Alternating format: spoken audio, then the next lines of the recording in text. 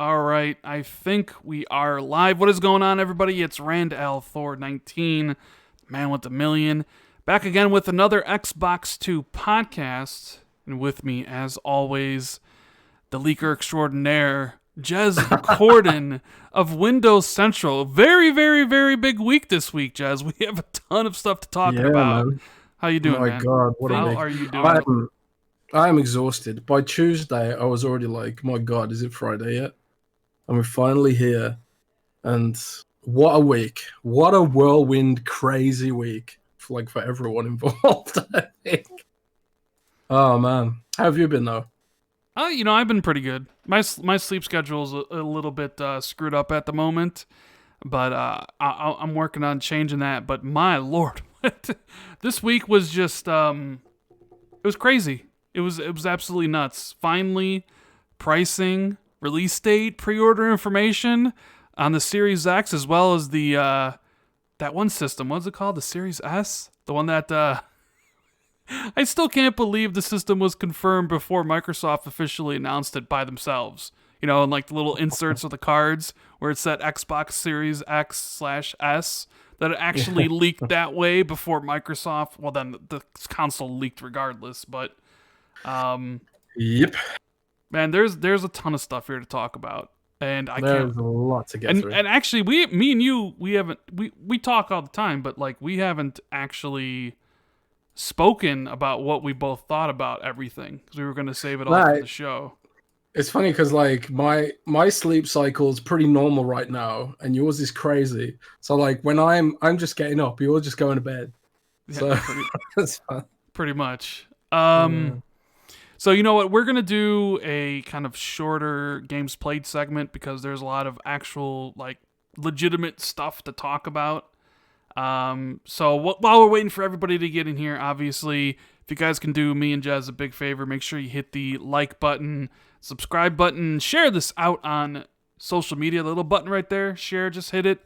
Share it out on Twitter or whatever because YouTube always does a horrible job of letting people know that the podcast is live. So thank you guys, and thank you Pitman for the super chat. Really appreciate it. So Jez, I know everybody's a little bit anxious for us to get into like all the huge news, and there's a lot here to talk about. Just briefly though, I want to know what you've been playing. I've been so busy. I haven't really been playing that much, really, which sort of matches with a shorter segment. I've been playing a lot of the Outer Worlds because, Rand, I lost my save for the Outer Worlds as well. I deleted it by accident. Didn't you just delete? You just lost like a Pillars of Eternity save, and now you lost an Outer. Like, what are you doing with your saves, man? Ah, man, I don't know. It's sync issues, right? Because I play across multiple devices and stuff like that. So, like, what happened was I had some kind of sync issue with the Outer Worlds after I downloaded the DLC. So I wanted to delete the local save and re-download it from the cloud. However, I deleted the cloud save. So then I had no saves left. So I was like, okay, well, if I'm going to review this DLC, I better start playing it again, hadn't I? And I don't mind because it means I can do all the other decisions that I didn't do in the first time round. So, yeah. So I've been playing the Outer Worlds. I haven't got to the DLC part yet, but I did play a little bit of it on PC because the preview version had like some saves you could try out. But yeah, it seems pretty cool so far. It sort of tells the story of the Marauders faction, which weren't really explained very well in the base game. So goes into that a little bit. Whole new area, lots of side quests and stuff like that. I don't think it's going to be particularly huge DLC. Just sort of has like I think it's like 5 main areas tied together in like a sort of semi-open world asteroidy planet sort of thing. But enjoying it so far, so we'll see how that goes. Other than that, I've been playing basically nothing. Trying to rebuild my Pillars of Eternity save as well, which I also deleted, and playing Overwatch. Always Overwatch. For me, it's basically the same 2 games I played last week. Marvel Avengers did a couple more things. I wanted to get use some of the characters I didn't use that much of the campaign, like Black Widow, just to get I don't know, just to test her out some more, get more like upgrades. So I played that for a little bit. Like my thoughts on the game still basically is the same. The campaign is like it's got some good moments, but then there's some really low lows, especially when it puts you in those multiplayer missions. Like it's like some of the campaign is just really good and then some of it's not. And the end game stuff is all just, in my opinion, worthless. And I'm not. I'm not. Force you into It forces you to multiplayer mode in the campaign. Well, yeah, it has some of the mission structure that of the end game stuff within the campaign, where it's just like an open level with like stuff spread about. Like the level design's horrible, and those kind of missions in the campaign really drag it down. Like there's a section after the beginning. Like the beginning's really tight. It's very cinematic. I thought it was really well done. And then you kind of reach a point after you get Tony Stark where it's like they start introducing those kind of endgame style missions. And there's a big gulf in the quality between like the cinematic story missions and these kind of endgame missions. And they're very noticeable. And so it's like on one hand it's like, yeah, some of the stuff in the campaign's great, but then some of the other stuff isn't. And then the endgame stuff is all just blah. Like, so I'm not surprised by what it has on Metacritic right now. I think it's like a 60 on Xbox and like a 68 on PlayStation. It's like, yeah, that's probably. I mean, I rated it a little bit higher. I'd probably give it a 7.5. I'm a little bit more generous when it comes to games. But yeah, I could totally see why people would give that game what they gave it, you know? But it's probably one of those games where a year from now, it probably is a lot better. You know, they'll iron out a lot of the problems. They'll fix some of the currency issues. They'll maybe have more. They have a lot more content.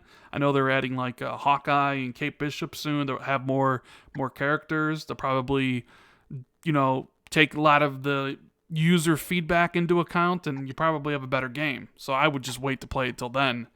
And other than that, I played some more Among Us, which is kind of blowing up. You heard about this game, right? Made by 3 people.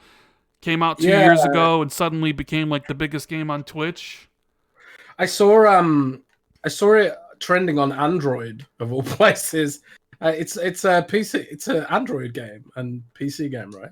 Well, it's also on PC. Yeah, PC and I think mobile, but it's a good time. I think I'm over it at this point. Like there's only so many like you lie about what you're doing as the imposter and stuff. Like it was fun for a little bit, but I just kind of reached the point where I was just like, yeah, this is kind of boring now.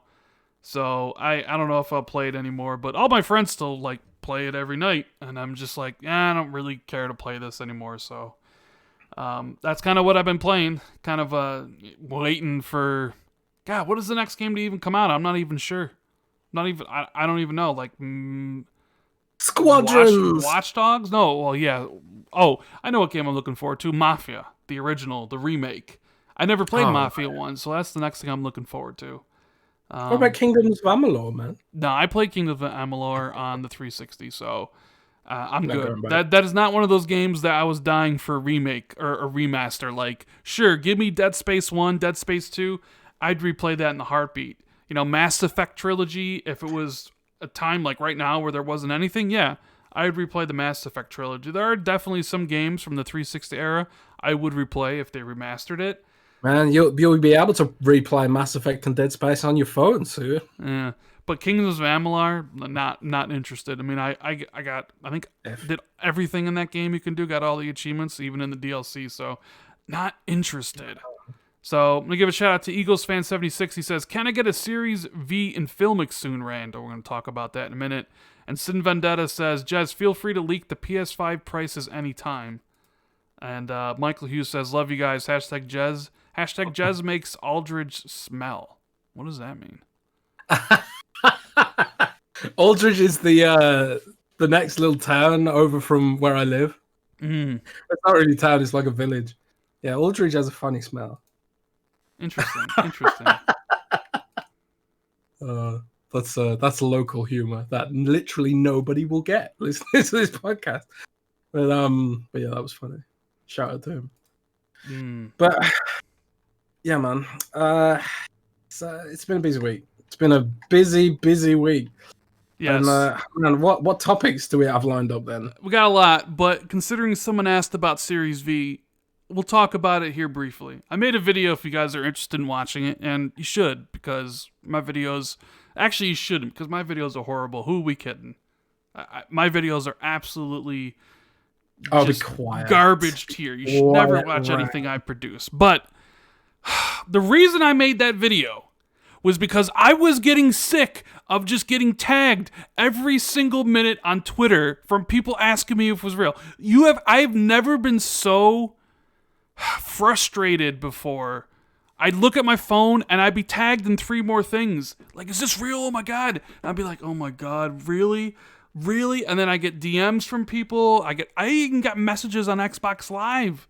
Rand, Series V, oh my God. And I'm just sitting there like, what is going, right? Like, what the hell is going on here, right? So I was like, fine, I'll make a video. I asked around, and everybody I asked was like, completely fake, never heard of it. And I'm just sitting there, I'm like, okay, whatever. So the rumor, Series V, is that Microsoft has a secret, unannounced third console that for whatever reason they're holding back as like an ace in the hole or whatever, because they're gonna announce this after Sony announces the PS5, and it's gonna be $399. And it's basically, well, there's 2 rumors. One, basically that it is a diskless Xbox Series X, but for whatever reason, the name is Xbox Series V, which doesn't make any sense whatsoever, because if it was a diskless version of the Series X, it would just be called Xbox Series X All Digital Edition. They literally have an Xbox One S All Digital Edition this gen. They didn't name it something else, right? So what the heck? And then you look at the physical size of it, just removing the disk drive is not going to make it shorter and less compact. It's going to have all the same internals. Only thing would be different would have a different shell without the disk drive in it. So I'm like, okay, that is bull. And then the other rumor was that, oh well, Jez, it's actually less powerful than the X, but more powerful than the S. So it's like 8 teraflops, right? It's like Goldilocks. This porridge is too cold. This porridge is too hot. This porridge is just right.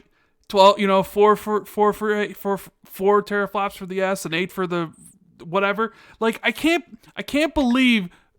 And the funny thing about it is how many people believe this, right? Like, I looked at Idle Sloth in his tweet. I was looking at the quote retweets, and like the majority of people believed it was true. People like, oh yeah, Project Edinburgh, which, Jazz, can you tell the people what Project Edinburgh is? For like, because this keeps on coming up. Yeah, it was pretty bad timing, because like I was teasing Project Edinburgh the other day, and then this V thing came up. I think like basically what Project Edinburgh is, it's another SKU that developers can target, but from what I've heard, it's kind of developer facing. It's either the server tech for the Xbox xCloud, or it's a dev kit SKU. So, because remember, we heard that there were 2 dev kits a while ago. Yeah. 2 different dev kits, maybe one without a disk drive that's cheaper for indie devs or something. Because we don't know if you'll be able to use the Xbox One as a dev kit this time, the console as a dev kit this time around. So maybe they made like a cheaper dev kit SKU for indie devs or people who are making smaller games. I don't know, but it from what I've heard, it's not consumer facing. It's something else. So there's no Xbox handheld. There's no Xbox V. This is what we got. This is what we got for the next several years. Yeah. Although I will say that they probably will do a diskless Series X one day. And they'll probably do one eventually, and there might be even like a streaming stick at some point for xCloud. But yeah, I'm so confident that Series V doesn't exist, that if it's somehow if Microsoft actually for whatever reason is holding back on it and they announce this thing like this year and it releases, I'll play Animal Crossing for charity. And I won't even complain. I'll buy the game myself and I'll play Animal Crossing. That's a game that I don't want to play whatsoever on a system that I couldn't care less about. That's how much I know. I don't like that that's fake. because I'm willing to play Animal Crossing because of it. So You have a round, maybe you secretly like Animal Crossing. no, And this is the perfect excuse. like at least I'm gonna tell you right now, Animal Crossing would be worse for me than Pokemon.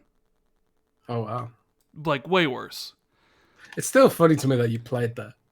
Yeah, well, that's you're never gonna make me play anything else again. So you used your one chance, and you made me play Pokemon like 10-year-old kid or whatever version or whatever the heck it is. Dude, actually, Pokemon is really deep when you get into it. Yeah, sure, whatever. Adam says, "Hey, the Series S is such a nice marketing price, and even as a Sony-only person, Colin Moriarty considering picking one up. That's crazy to me. It's true, and that's one of the benefits of being so cheap." And Jay Corden says, "I'm from Aldridge. It's lovely. It's lovely. Live in KS now, so it doesn't smell over there." KS? I don't know what KS means. I don't know what KS is either. Wow. So, with that out of the way, Series V, like, God forbid, really? Smack yourself if you thought that thing was real. My God. I guess it is true. Sometimes you just can't fix stupid, you know? Watch, I say this and I go on this rant, and of course, and I watch it actually be real, but no way it's real. That'd be funny. So, Ubisoft. Because you would have to play Animal Crossing, and I'm not going to forget that you said that. No, I'll man of my word. In case. I'll man of my word. Really quickly, Ubisoft Forward. They did one yesterday, and really nothing notable from it. That God's a Monster game has a new name, which is Immortals Phoenix Rising. God of Monsters was a much better name. I don't know if anybody agrees with me on that. That comes out on December 3rd. Why did they rename it? Was it a licensing issue or something? I don't know why they renamed it. It could be a licensing problem. They announced the Prince of Persia remake, which I love. Prince of Persia. Honestly, it's one of my favorite games, and I really want to play this game, but it looks bad. Like it looks really bad. It doesn't look like it sucks because as much as I despise Activision, they've been crushing it at re-releases and remakes and stuff. Crash Bandicoot, Spyro, and Tony Hawk, they all did really, really well, and like it shows that there was like love poured into them. And then you see what Ubisoft's doing with Prince of Persia, it's just like meh, ship and forget. That's kind of sucks. I mean, I'm still getting it. Like I'm excited to replay the Sands of Time. I love that game. The only Prince of Persia I've played is the really, really old one. Oh, like the original?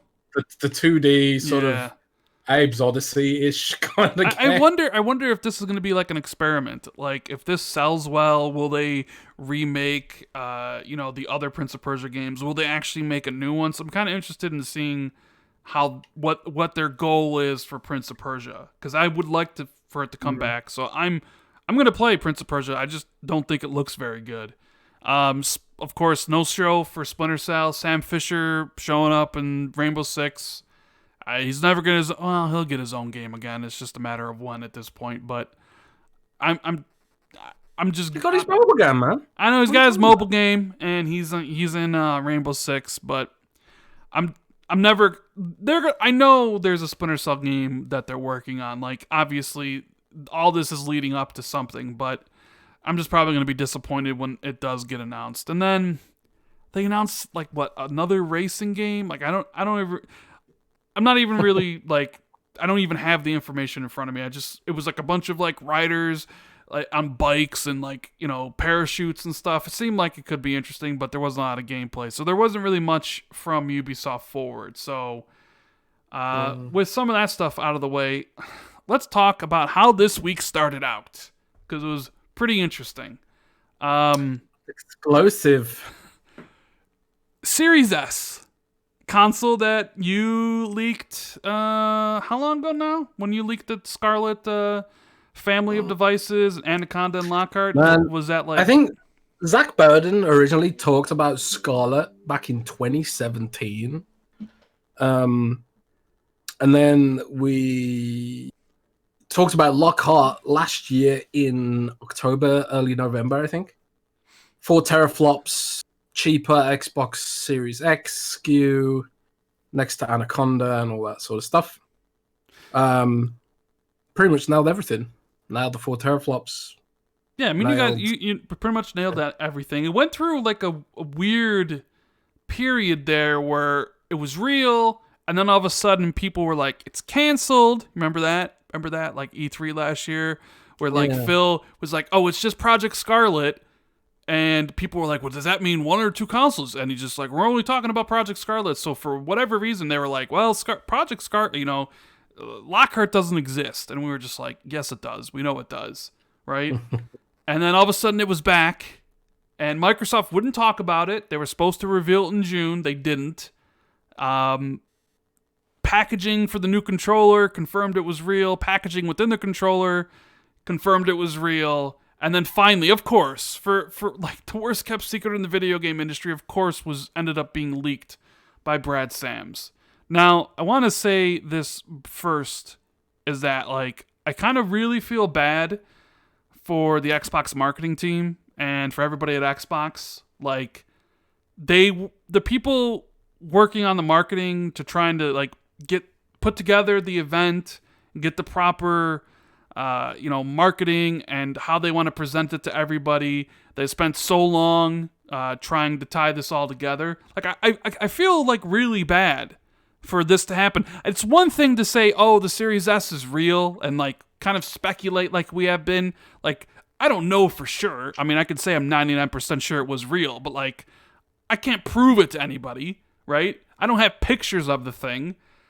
But this was just like, bam, Brad had the marketing materials, he had the images, he had the price, and then Walking Cat had the trailer. I mean, it was basically just kind of stolen from them, and I feel bad for him. I feel bad for the people that worked for however long they worked for to put it all together, and only for basically someone to come in and like steal it from him. Like I honestly do feel pretty bad for him. Yeah, it sucked. I'm not happy with the way it all came out, but that's the name of the game. Sometimes it's like if clearly the information leaked out, it wasn't an employee that leaked it. It was one of Microsoft's servers that leaked it or something. Microsoft uploaded the information to a place they shouldn't have done, and then people got their hands on it. So then it was ultimately a race to like who would leak it first, basically. And it was Brad. So kudos, I guess. But it also like there's always this sort of double edge where you're thinking like the team worked hard on this, and you don't want to spoil announcements and stuff like that. Like if it was the run up to E, can you imagine if this had leaked like the week before E3 or the day before E3 or something, or it would it'd suck some of the air out of the E3 show and stuff. Yeah. So well, most said it was a planned leak. I can 100% confirm that it was definitely not a planned leak. Yeah, there's no such thing as a planned leak. Well, I'm sure there is somewhere in some industry, but I've been doing this for 6 years and no one's ever come to me to try and orchestrate a planned leak. I just people. I saw this happen a lot. Like Microsoft intentionally leaked this. Trust me, no, they did not. They definitely, because you know what they wanted to do was confirm the existence of a system on Twitter at 2:00 in the morning. Like, I mean, come on, people. Yeah, and they wanted to leak it at 4:00 in the morning, and man, I don't know. All this was supposed to be basically set for an event next week. Was essentially what was going to happen. Sometime next week, they would have revealed everything, but because it was leaked and because I think it was more because the visuals are out there. Like, there's the console and exactly what it looks like, and there's the price point. Microsoft was just essentially forced to do it.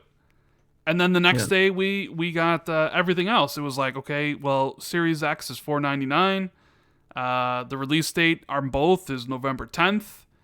Pre-orders are September 22nd, which I did see some posts. I did see like Best Buy in Canada says, hey, you might want to like update your payment information because stock is going to be limited, so you may not get one.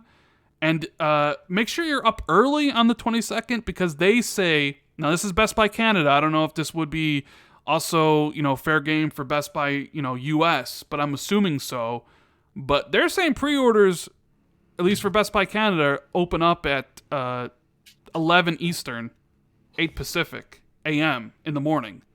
So you might want to mark that down on your calendar if you really want to get a Series X or Series S. Because there may not be that many, and a lot of people are going to be trying to get their hands on it, so make sure you guys remember that. I'm sure Microsoft will let us know closer when... Do you think that pre-orders will go live at the same time for all the different outlets, or like will Amazon's open up at a different time than Best Buy's or GameStop's? What do you think? I have no idea. I think like they're probably all tied together in a single big push. But Rand, bear with me 1 minute because I just need to switch my headphones. Okay. There's something wrong with this one. 1 second. I tell you, Jez and his headphones. So there you go. Okay, that's better. Thank you.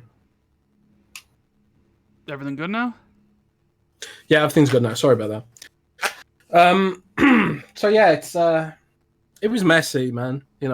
It's weird because I sort of had I sort of had spider sense, man. I had spider sense. You had spider Xbox sense. Spider sense. I woke up randomly at like 3 a.m, and then I went on Twitter as I often do when I can't sleep. And there's Brad tweeting that he's about to post something. And then like our sources are like, oh my god, there's stuff happening. And then it was just a mad dash to get out of bed and write something. But God, what a crazy night. I don't think I've known a night so crazy before. It was definitely very... Oh, I can't hear you now. Oh, you can't hear me now? Jeez. Oh man, sorry Rand, bear with me a sec. Again. We always gotta bear with Jez. So I think we almost have like 1,400 people watching already. Thank you guys for joining us on this Friday. If you're enjoying the show already, make sure you hit the like and subscribe button. Share this out on Twitter. Let's get some more people in here because we do have a lot here to talk about. But yeah, man, I don't know. I know a lot of people from Xbox listen, some on the marketing team, and I just want to say like, hey man, I'm sorry that, your hard work that you've worked on for, the entire year, putting together an announcement that you think the fans would love, because all the information that's come out, like the trailer that Jason Ronald, and shout out to Jason Ronald, man, like I thought he delivered a great, concise explanation of what the Series S can do in that video. Gears 5, 120 frames. Giving us an actual look. Remember how people were upset that we didn't actually see any games running on Series X? Which is definitely a concern of mine. I mean, we're going to be buying the system in 2 months, and we hadn't seen anything, but they had some footage of games running on Series S, confirming Gears 5 at 120 frames, which is impressive. So shout out to Jason Ronald for presenting that information like that, and for the marketing team for putting together. I think you guys knocked it out of the park. The marketing, for at least for the consoles, in my opinion, has always been outstanding. It's just kind of I wish the games marketing was just a tad bit better. In my opinion, of course, this is always just my opinion. But what do you think, Jez? You got everything working? Yeah, I got everything working now. Sorry about that.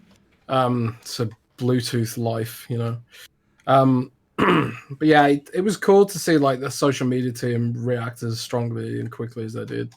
Like Stein and his team there, like they really did a good job of sort of taking it in with some humor and irony and stuff. But yeah, yeah. Dude, they turned that leak. It was an unfortunate situation, like incredibly unfortunate situation for have that leak. But they turned that leak into such a huge positive momentum swing that you have to applaud them for it, because everything it was just like, here's you carefully plan this marketing rollout, right? And suddenly it's just the rugs, just yanked right out from underneath you. And what do? Like, you can't really just stick your head in the sand anymore and just deny like they were doing with, the Xbox Series S stuff on the controllers, right? It was just, at this point, it was like, you gotta go. And they rolled with it, man. Like, their social media stuff was on fire. The videos were all great. Like, kudos to everybody at Xbox marketing for turning what could have been a huge problem into just a massive win for them. Yeah. It's awkward, because I'm in the business of leaking stuff. It's how I pay my bills, kind of. But it's not something that I think any of us at Windows Central do lightly, and it's always sort of like on a case by case basis. Like, is the competition? Does the competition have this information? That's ultimately what it boils down to at the end of the day. So I know how hard the lengths they were going to keep this secret, because like. It's funny. You might see on some marketing posters from retailers for the Xbox Series S and the Xbox Series X. You might see them on the posters. It says stuff like Xbox All Digital or something. It doesn't say Xbox Series S, because they still hadn't told retailers what it was. So like they were tried really hard to keep that like under wraps for like the press and the forums and other channels that dig for information. But yeah, I feel bad about it, but it is what it is. So November 10th is a great date, in my opinion. It's the week that Call of Duty comes out, and you can probably make a safe assumption that it's launching before the PlayStation 5. This generation, of course, the Xbox One launched the week after the PlayStation 4. So November 10th is the date. Both systems are launching. I'm still a little bit salty. Well, not a little bit salty. I'm still a little bit... we'd heard that there was the original plan where Series X might have launched in September and Lockhart in November, but I think, COVID really changed that, and it was just like, we need to launch these systems when we can in November. But Assassin's Creed, Ubisoft, they moved up the release date to be a launch title with Series X, and then they confirmed that Assassin's Creed Valhalla will run at 4K 60 on the Series X. So thank God they listened to people that were like the console is powerful. Whether or not it does native 4K, I don't even care. All I cared about is that game has a 60 frames mode. I don't care if it's native 4K. I don't care if it's dynamic 4K.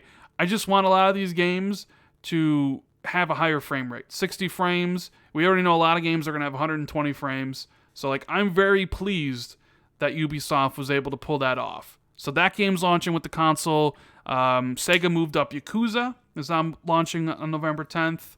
I think Dirt 5, even though it launches on the 6th, I think the next-gen version does launch on the 10th. And then that Friday is the big Call of Duty game, which is always, like, the biggest game of the year. So I think Microsoft has a pretty solid launch lineup. Gears Tactics is launching that day. It's unfortunate Halo Infinite isn't there. There's upgrades to Gears and Forza Horizon 4 and stuff, and Destiny 2.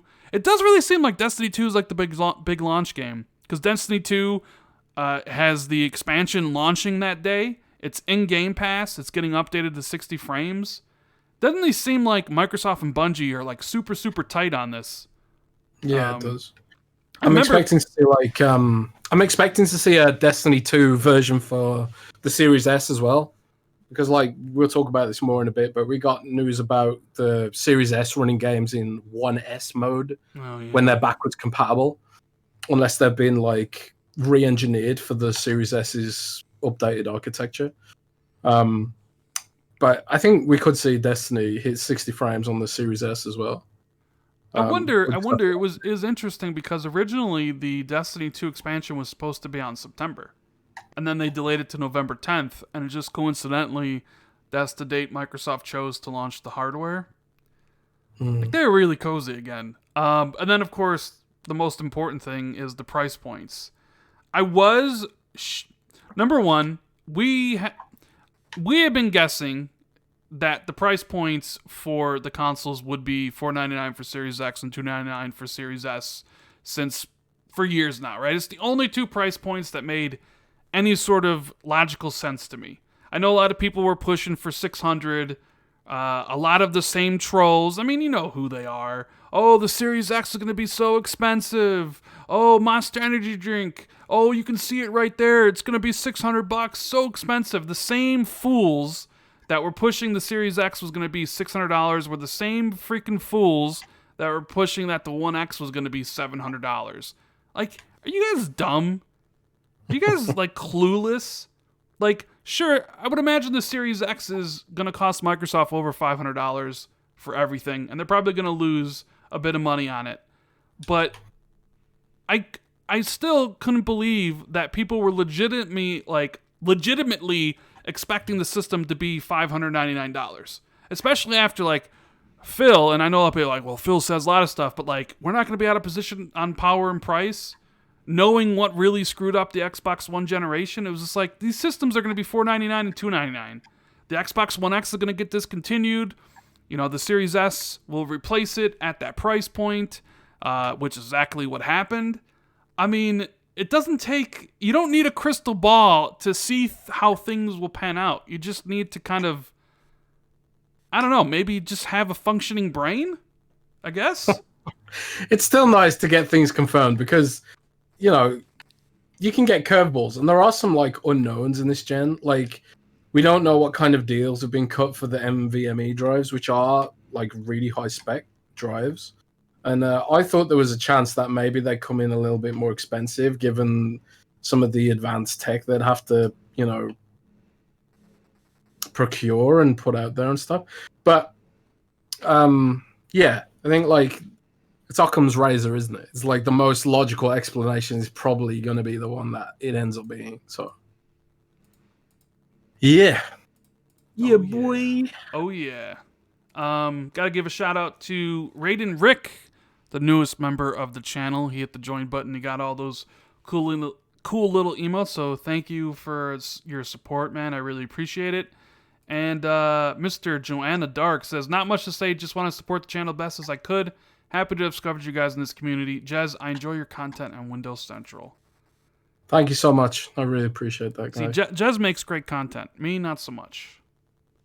Don't talk yourself down, man. I don't make that. I could never grow a YouTube channel of 50,000 subscribers. Yeah. Unless I posted like loads of nudes on OnlyFans. Well, once you get Miles doing the ASMR thing on Windows Central, you guys will be golden, right? Yeah, true that.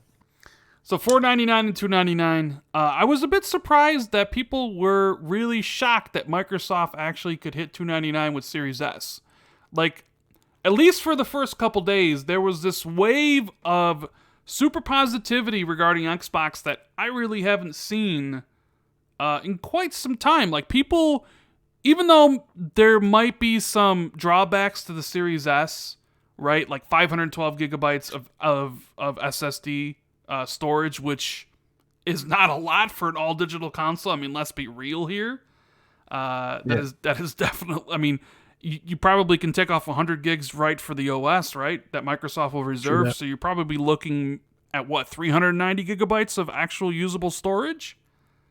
That's not a lot. Yeah. And so they cut corners there. They cut corners on the RAM, which you see people talking about all over Twitter. But like for what you're getting for $299, that's pretty damn good. Granted, it's not a console for me and you, Jez. You know what I mean? No. It's not a console for a lot of the people in the chat. Like if you're a hardcore Xbox guy, you're probably going to be in the Series X. If you're maybe like you're a PlayStation guy and you don't have the beefiest PC to play PC games, maybe down the road you consider getting a Series X. And that's kind of the demographic Series X or Series S rather is supposed to kind of be targeted to, like newcomers into the Xbox ecosystem. And for $300, that is a very, very, very nice price point. Usually at the start of a gen, you don't have consoles that cheap. It takes years and years and years for the consoles to become that cheap. I mean, look at this generation. Like the Series, I don't think the Xbox One hit $399 until what, 3 or 4 years in the gen, and it's still $300 right now, isn't it? It's still MSRP $300. It Yeah, I takes think a so. Yeah, it takes it a was long only time. the all digital. It was only the SAD that was MSRP Yeah, 250 though. 250. It takes a long time for these consoles to reach those price points, and here's Series S doing it out of the gate. So it's going to be interesting to see if it draws in any new gamers into a new generation quicker than before. Because usually it's like you spend a couple years of the console at the high price point, whether it's 400 and 500, then you start factoring in the price drops when you think you've kind of run out of people at that level. Like you've kind of everybody at that demand level at that price. He's like, oh, we've got them all, so we needed to drop the price. But now Microsoft's like, no, we have a console there at 300. So it's going to be really interesting to see how that plays out. Man, I gotta give two more channel members joined. We got Mr. Joanna Dark and Mika. Really appreciate it, guys. Enjoy your emotes. And Dante's Inferno says, greetings from Mexico. I'm getting the Series V, I hope. Nobody's getting the Series V. Nobody. Man, I'm praying for that to be real now, just so you have to play them all. Yeah, no, you would. Series V kind of BS is that.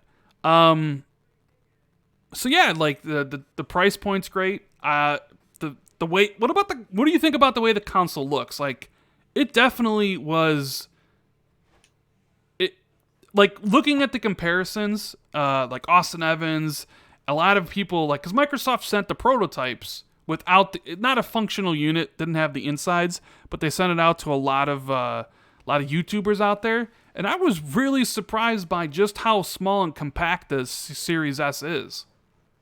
My initial reaction when I see this is why like leaking is delicate, because my initial reaction when I saw it from Brad's screen grab, which is obviously like it was screen grabbed from a video, the contrast was really bad. So like it kind of you couldn't really see the contours of the device properly, and you couldn't really get an idea for how it would look as a sort of complete package when the renders low resolution. So my initial reaction was, "Oh my god, what is that speaker grill?" Because that was like literally all I could see because the contrast was bad. I couldn't see any of the contours or how it sort of factored into the 3D image, you know. But when I saw the videos and stuff, I actually came around to it, and then I thought about like, well, I guess they needed to make the speaker black. Speaker, see that's the thing. I said it looked like a speaker, and it kind of does. But like that to make the fangirl black to give it very strong visual differentiation against the One S, right? Otherwise, they look kind of similar. And if you see them both in a store, your brain will, if you're just glancing over them and not reading, or you're not clued up, glancing over them, you'd be forgiven for thinking they were the same if they were just both, you know, white or both whatever color they are, like bone cream or whatever it is. I don't know. So yeah, like now, and also it's so impressive how small it is. Like it's a damn small boy. It's like half the size of a PlayStation 4, right? So I'm interested to know like how loud it is and stuff like that. And obviously we need to see what performance is like when we talk about games that are actually made for it and not the backwards compatible stuff. Yeah. So yeah, I think like it grew on me, yeah.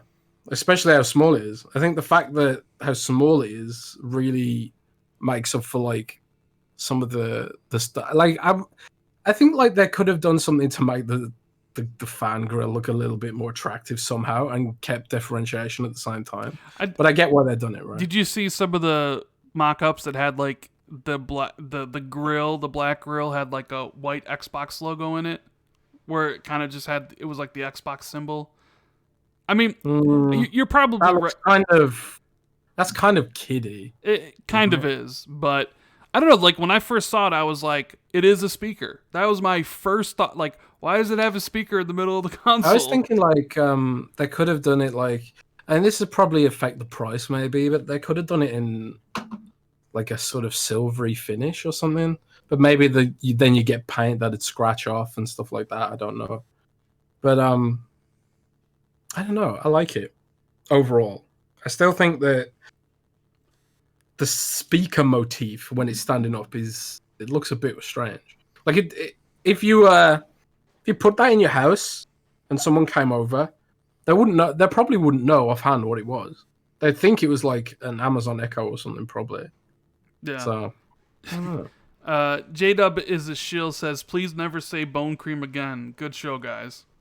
I guess you got people like that. Oh my god, I just Bone realized cream. what I said. Yeah. Bone cream. You said bone cream. Oh no. So now I have this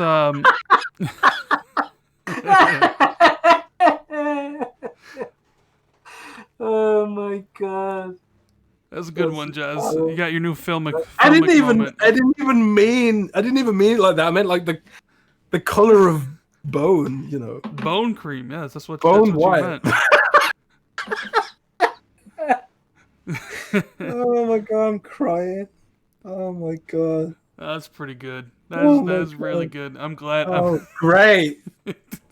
Bone cream. Make sure you all tweet Jez, which is Oh, just no. tweet him bone cream. no. Yes. No. Oh my god. Bone cream. Bone cream. Bone cream. So, Oh, no. Jez, here's my dilemma. Okay, my dilemma What's is your dilemma? we're getting a lot of confirmation that a lot of games are going to have 120 frames mode on Series X. Maybe not necessarily on Series S, but then again, Series S isn't the console I'm going to get. I'm definitely getting the Series X. Yeah. So I have a B8. I have an LG OLED B8. I love it. Makes games look amazing. Movies look ridiculous, right? But I bought it a year too early because the B8 only supports. It can do 4K up to 60 hertz, right? 60 frames. But for 120 frames, it basically does 1080p. That's the most bandwidth it can get. Right? Which maybe say, oh, that's not big of a deal, whatever. A lot of performance modes. Like for Marvel, for instance, the performance mode is like 1080p 60. But it is very noticeable. Like I played it with... I played Marvel in 4K, and I played it in performance mode, and you can definitely tell the difference. I'll take the frames all day, but with Series X, if there's not that sort of trade-off, like if Assassin's Creed really is 4K and 60, like great.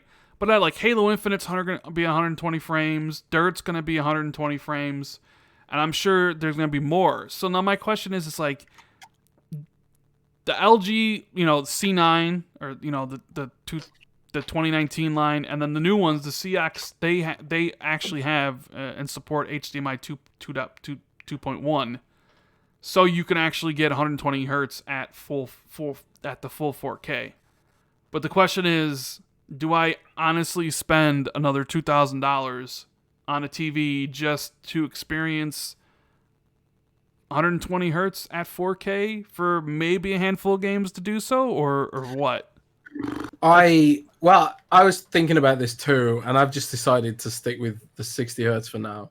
Like, I'm kind of more of a filmic gamer, Yeah, I know So- you are. Yeah.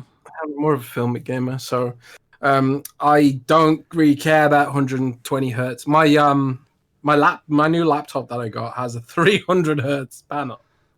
Like whoever needs to play a game at 300 hertz, but I can play World of Warcraft at 120 frames per second, and I just don't really care about it that much. I just knocked it down to 60 and took the better performance overall and like laptop performance and stuff. So I don't know. 60's fine for me personally. Yeah, I'm gonna have to make a choice. I'm not sweaty. I think you need 120 hertz if you're an esports dude, or you get really salty if you lose and you want to have every little bit of advantage you can get. I don't see how doubling 60 frames per second is going to really enhance your experience. I mean, it gives you an edge maybe in some situations, but I don't know. Maybe it's just because I'm not used to it and I haven't used it that much. Like I can get Overwatch to like 120 on my laptop with the 300 hertz panel, but I end up just playing it at 60 on my Xbox anyway, so I'm not that bothered, man. Not that bothered. I'm just going to stick with my 4K 60 monitor for now. I'm going to have to make a decision on that, but whatever. Stodgy Caesar says, not bone cream, robot white. So, yeah, that's what I was. Yeah. That's what I was reaching for. Yeah, well, like the sort of off white color. Because robot white and bone cream are very similar. Jez Midway Monster says hashtag Filmic Bone Cream. There you go. Make sure you guys tweet Jez Filmic Bone Cream. Oh no! Jaren says, "Do you think is ruined?" Jaren says, "Do you think any of these next gen consoles will support ultra wide resolutions?" I think they don't some games. It depends on the game, not necessarily the console, right? I think I don't know. I feel like maybe I might be imagining this, but I feel like ages ago Mikey Barr tweeted about playing a game on Xbox on his ultra wide. Like there was some game that supported it, but I might be going crazy. I'm pretty sure Xbox does support it, but I think the game has to be supported in ultra wide resolutions. Yeah. I think my buddy Maka has one of those ultra wide monitors, and I think he sometimes plays games at that setting. So I think it does. And Tahama says, "Hey, it's worth it, Rand. I had to make the jump from the C7 to the CX myself, and Jez 4K 60 is the new Filmic." So there you go. Yeah, that's the irony, isn't it? 4K 60 is the new Filmic now. So so it's all out there now. Series X, Series S, price, release date, pre-orders. I think Microsoft did a great job with this. Like, I do wonder how it would have been handled, or how it would have been in a different alternate universe, I guess, if it didn't leak and there was something that was happening next week where Microsoft would, like, how would they have presented this? Like, and how was it like all hands on deck for the marketing team when Brad put out that video and they were just like, shit. And whose decision was it did Phil make the final decision and be like, okay, make a tweet, announce the Series S? Like, I would love to know the chain of events and, like, how many people were involved. Like, was there a debate about whether or not, you know what, let's sit on this. We don't need to acknowledge its existence. We'll just wait. We're planning something for next week. And were there people saying, just do it now? We need to, like, turn this to our advantage. And if so, like, who was the final voice? Was it Phil's? Was it who's head of marketing? Kenny. I was just really curious to see how that all shook out, and if, like, it didn't leak, what they were planning for next week and how it would have been presented. Yes. It'd be a nice article to do. Maybe if Microsoft doesn't hate me, I could reach out and ask them. You know what? I want to think. I want to think that Stein just went complete renegade and was just like, you know what? I'm going to take matters into my own hands and drop these tweets and then just hope I don't get fired. That's what I think really happened. Yeah. And someone said like. Yeah, sometimes when I'm reading comments and I'm getting tweets and DMs and I'm looking at both, I tend to use a lot. So my bad. My bad for using the vocal fillers, my dude. Sorry, Mr. Johnson. So that brings us to, obviously, we got more to talk about Xbox, but the PlayStation 5, right? Now we know everything about Xbox. Got the dates. We got everything. And, I just want to make mention just one more time for just good measure. And people in the chat are saying that Kenya Bridge of Spirits got delayed to Q1 2021. That probably won't be the only game to get delayed of PlayStations, by the way. I'm expecting at least a couple more. Dear. So, I mean, that game did look pretty cool. I mean, I think we know by now that it's pretty tough to develop games with the pandemic going on, so I'm not surprised that game slipped. There are probably more. So that game slipped, and Deathloop slipped to 2021. I think one of the reasons why Sony hasn't announced anything is because they're trying to finalize the launch lineup of the system. And once they know what the launch lineup of the system is, they'll come out and give the price and release date. But I think they're honestly waiting to see if the games are going to, be there. Like, is Demon Souls going to launch with the system? Is Spider-Man going to launch day one with the system? Stuff like that. That's what I think they're necessarily waiting on, because now that we know everything about Xbox,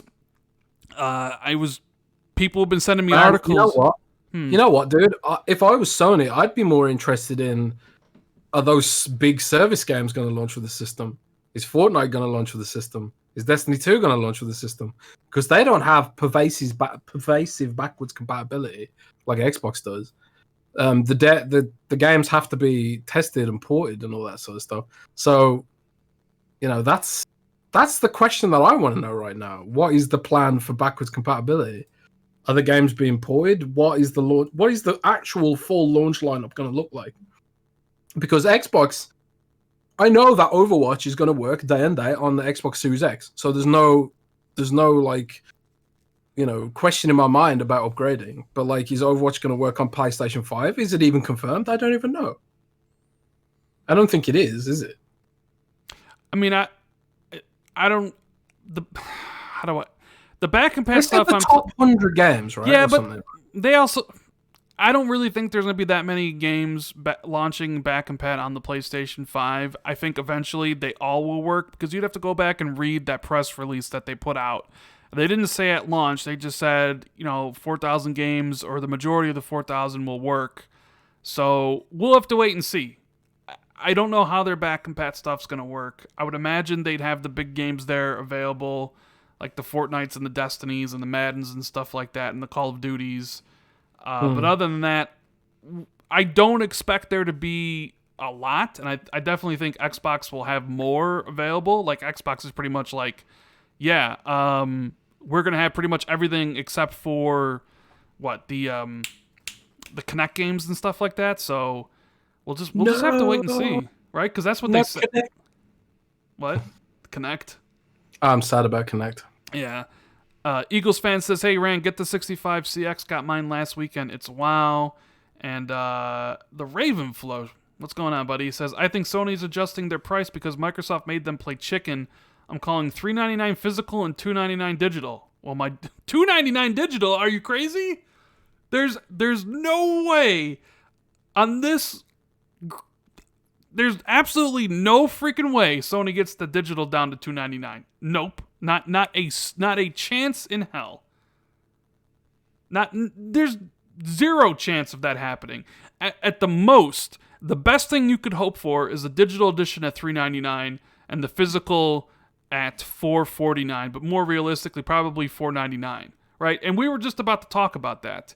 Forzathon says, "Hey man, Halo Infinite, Deathloop, and Kenya delays really hit me hard."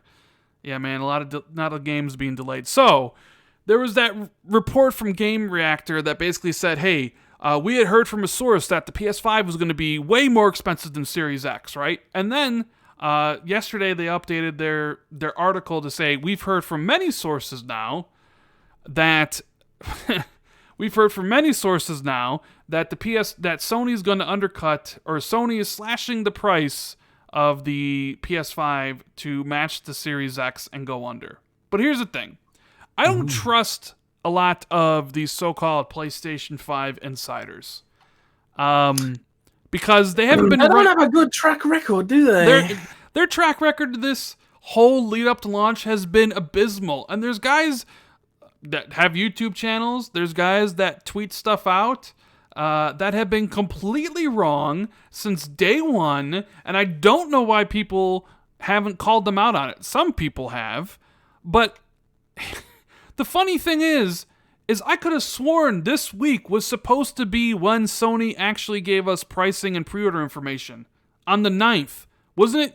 That's what all the PlayStation insiders said. I could have sworn I read articles from Push Square and DualShockers and other people on Twitter that consider themselves, that they hear things from Sony and they got all these Sony sources, yet they've been wrong literally about everything. Say, yeah, on the 9th, on the 25th anniversary of PlayStation 1, you're going to be able to pre-order this stuff. And what happened? Microsoft just came out. Microsoft just took a dump on Sony's lawn, and Sony didn't say anything. I mean, how? That's the other thing. Game Reactor was also one of the other places that said from their sources Series X was going to be $600. See, I have people I trust, right, that I talk to, and when they say stuff, it usually turns out to be true, right? Now, a lot of these people that I talk to, they don't really know what Sony's pricing is, right? Now, I was pretty confident that Series X pricing was $499, and I've been pretty confident about that price for a while now because I'm not going to say why, but like I was kind of told that it wasn't going to be more expensive than what the One X was, right? So I just read all this, and it's just like the idea that these Sony insiders are correct is just laughable to me because they've been wrong forever. And the other idea is that Sony would be surprised by the Series S to the point where they would be like, we need to cut the price of this console down. Because I just don't see that happening. Because it's not like Series S was a surprise to anybody. Like, we've been talking about it for a year and a half. Sony has contacts all over the place. They knew the system was real. They knew, more than likely, what price Microsoft was targeting with the system. So the fact that it came in at $299, which is the price a lot of us have been predicting for over a year now, how would Sony be surprised about that? I'm sorry, I don't buy it. I'm not saying that they won't price the system at $399. They might. I'm just saying, like, Sony set out to make a system. They knew what the price of the system they wanted to make, and nothing Microsoft was really going to do was going to change that. So I read that stuff and I'm just like, I don't believe it. I don't believe any of these sources, considering they've been wrong so many times before. So, yeah, like I don't know what it is. Like there's no track record for solid PlayStation leaks that I'm aware of. I don't know what that is. Maybe Sony's just better at keeping a lid on things than Microsoft. Like, Microsoft's a really big company. They got like 400,000 employees or something insane. It's just like, it's just harder for Microsoft to keep a lid on things, I guess. But, you know, I don't think you can have any expectations about what the PlayStation price is until Sony themselves come out and say it. Because like Rand says, the track record on rumors for PlayStation are awful. Yeah. So, and I do have to wait and see what Sony does. I do think we will get it next week, though. Like, I think Sony will give us the information next week. They'll definitely tell everybody what the price is before Microsoft opens up their pre-orders, and I do think it's next week. So yeah, they kind of have to, right? As for what the pricing of that console is, I don't know, man. There's so many different variations they could pull. They could take the loss and hit the digital edition at $399 and put the disc at $449, or have a $100 separation, $399 to $499. But like, that's also kind of a slap in the face for anybody that likes physical discs to tell them, hey, you need to pay $100 for the disc drive. That's kind of a big slap in the face. I mean, it could be digital edition $449 and the physical for $499, or the digital edition exists to hit $499, and then, you know, the disc version is $550 or whatever. It's whatever. I think realistically, there's only going to be a $50 difference between the two. I think anyone who's saying there's going to be a $100 difference just because they removed the disc drive, it's probably kidding themselves. Again, could be wrong, but I don't. It just doesn't make sense to me. Well, it's like you say, like people are going to be like, I have to pay $100 for a disc drive, which I could buy off eBay for like $15. I don't think so, but you know. Well, our buddy Ravenflow, like I said, he thinks it's going to be $299. $299. That's what he said. He thinks the digital edition is going to be $299 and the physical is going to be $399. I don't think so. Yeah, no, there's no way that's going to happen.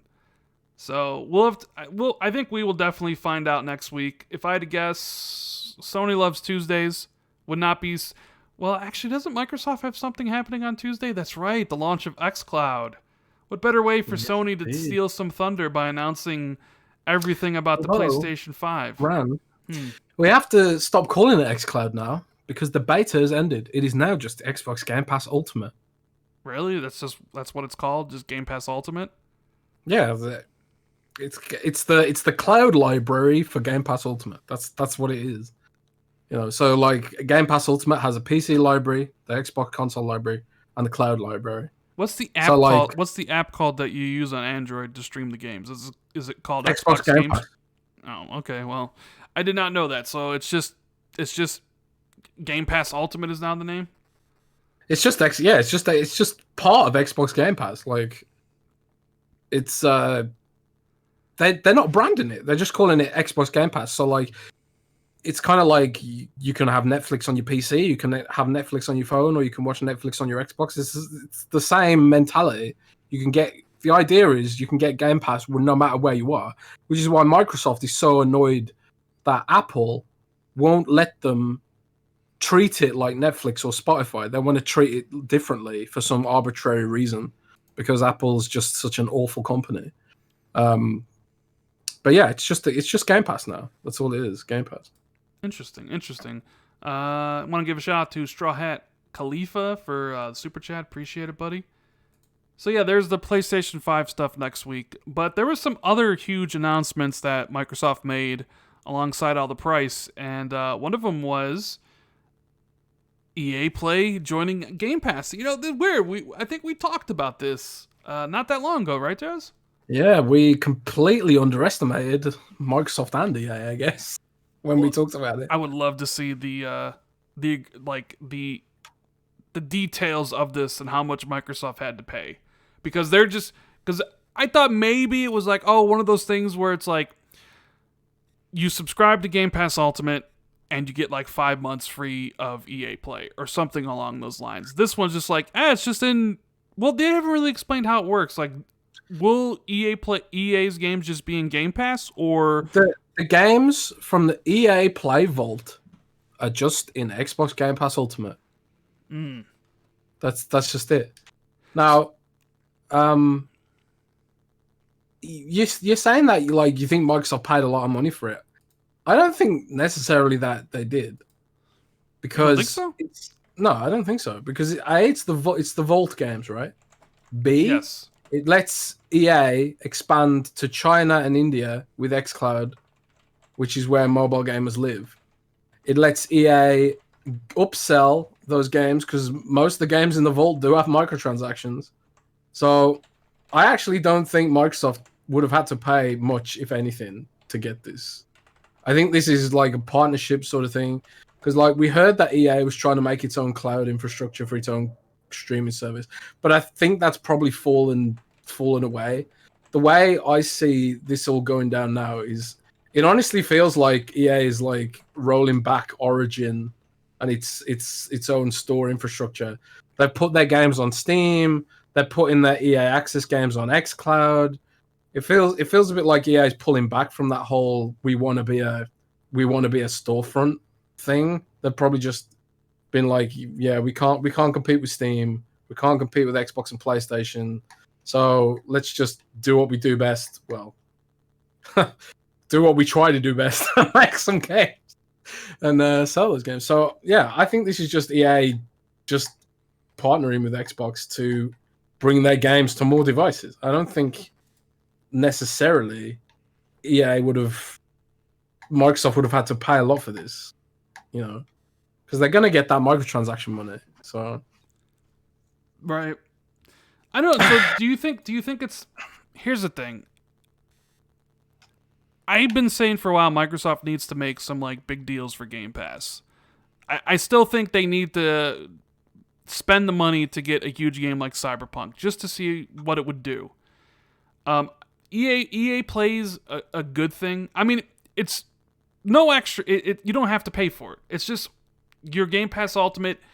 All those games are going to be there, which are great. And sometimes when I view these things, I view it for myself. Like, do I get any value out of that? Not really, because outside of like Star Wars, Jedi Fallen Order, EA's output recently hasn't been the best. But you can't. I can't deny that there aren't some big titles in there. Like Star Wars Battlefront 2, FIFA's, the Maddens, UFC, Star Wars. Like there's a lot of big games in there, and I'm not, and I'm sure there's plenty of people who haven't played a lot of them. So it's like that does add a whole bunch of content to already what is considered the best deal in gaming. But I think they need to keep up. They need to like, okay, let's get Uplay and get Ubisoft games in there, or go after some of the bigger titles. Like you can't be complacent just with EA Play. The thing is, right, you kind of hit the nail on the head when you said, I think about for myself, right? Because there's something that people are going to start needing to realize soon, is that xCloud isn't necessarily for the West. It's not necessarily for gamers in markets where console and PC are established paradigms. Like, xCloud and Game Pass doesn't replace that market. It doesn't.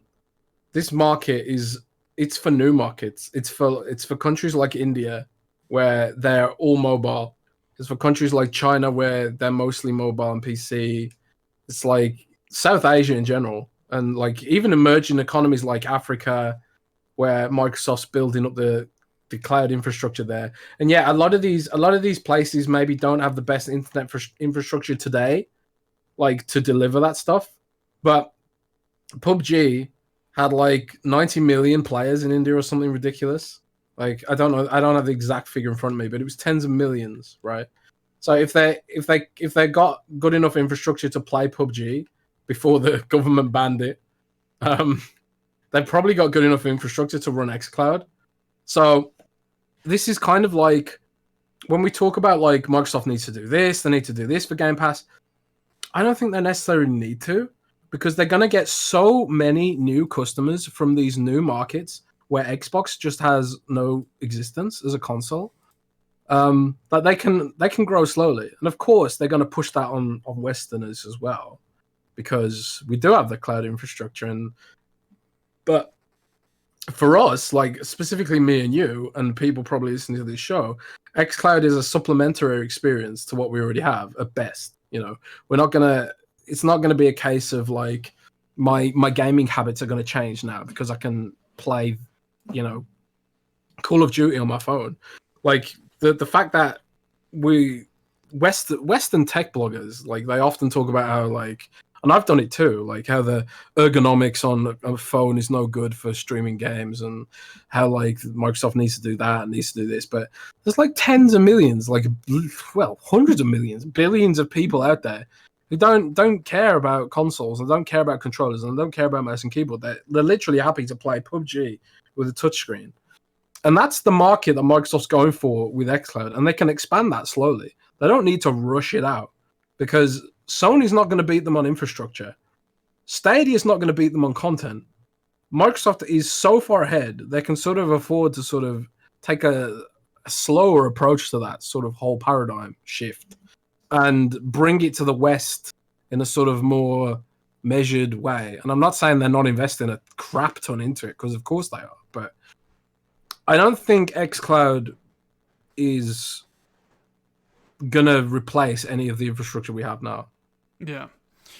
Well, that kind of goes with the question that JC Carlman says. Hey, do you see the new rules Apple created for xCloud and Stadia? Since we're talking about xCloud really quickly. Yeah. I did see that. So basically what? Like, Apple wants Microsoft to put each one of the games in that like streaming service as an individual like game on, so they can review it, and that like consumers could download it. Well, it's actually not a new policy. They just clarified what the original policy was.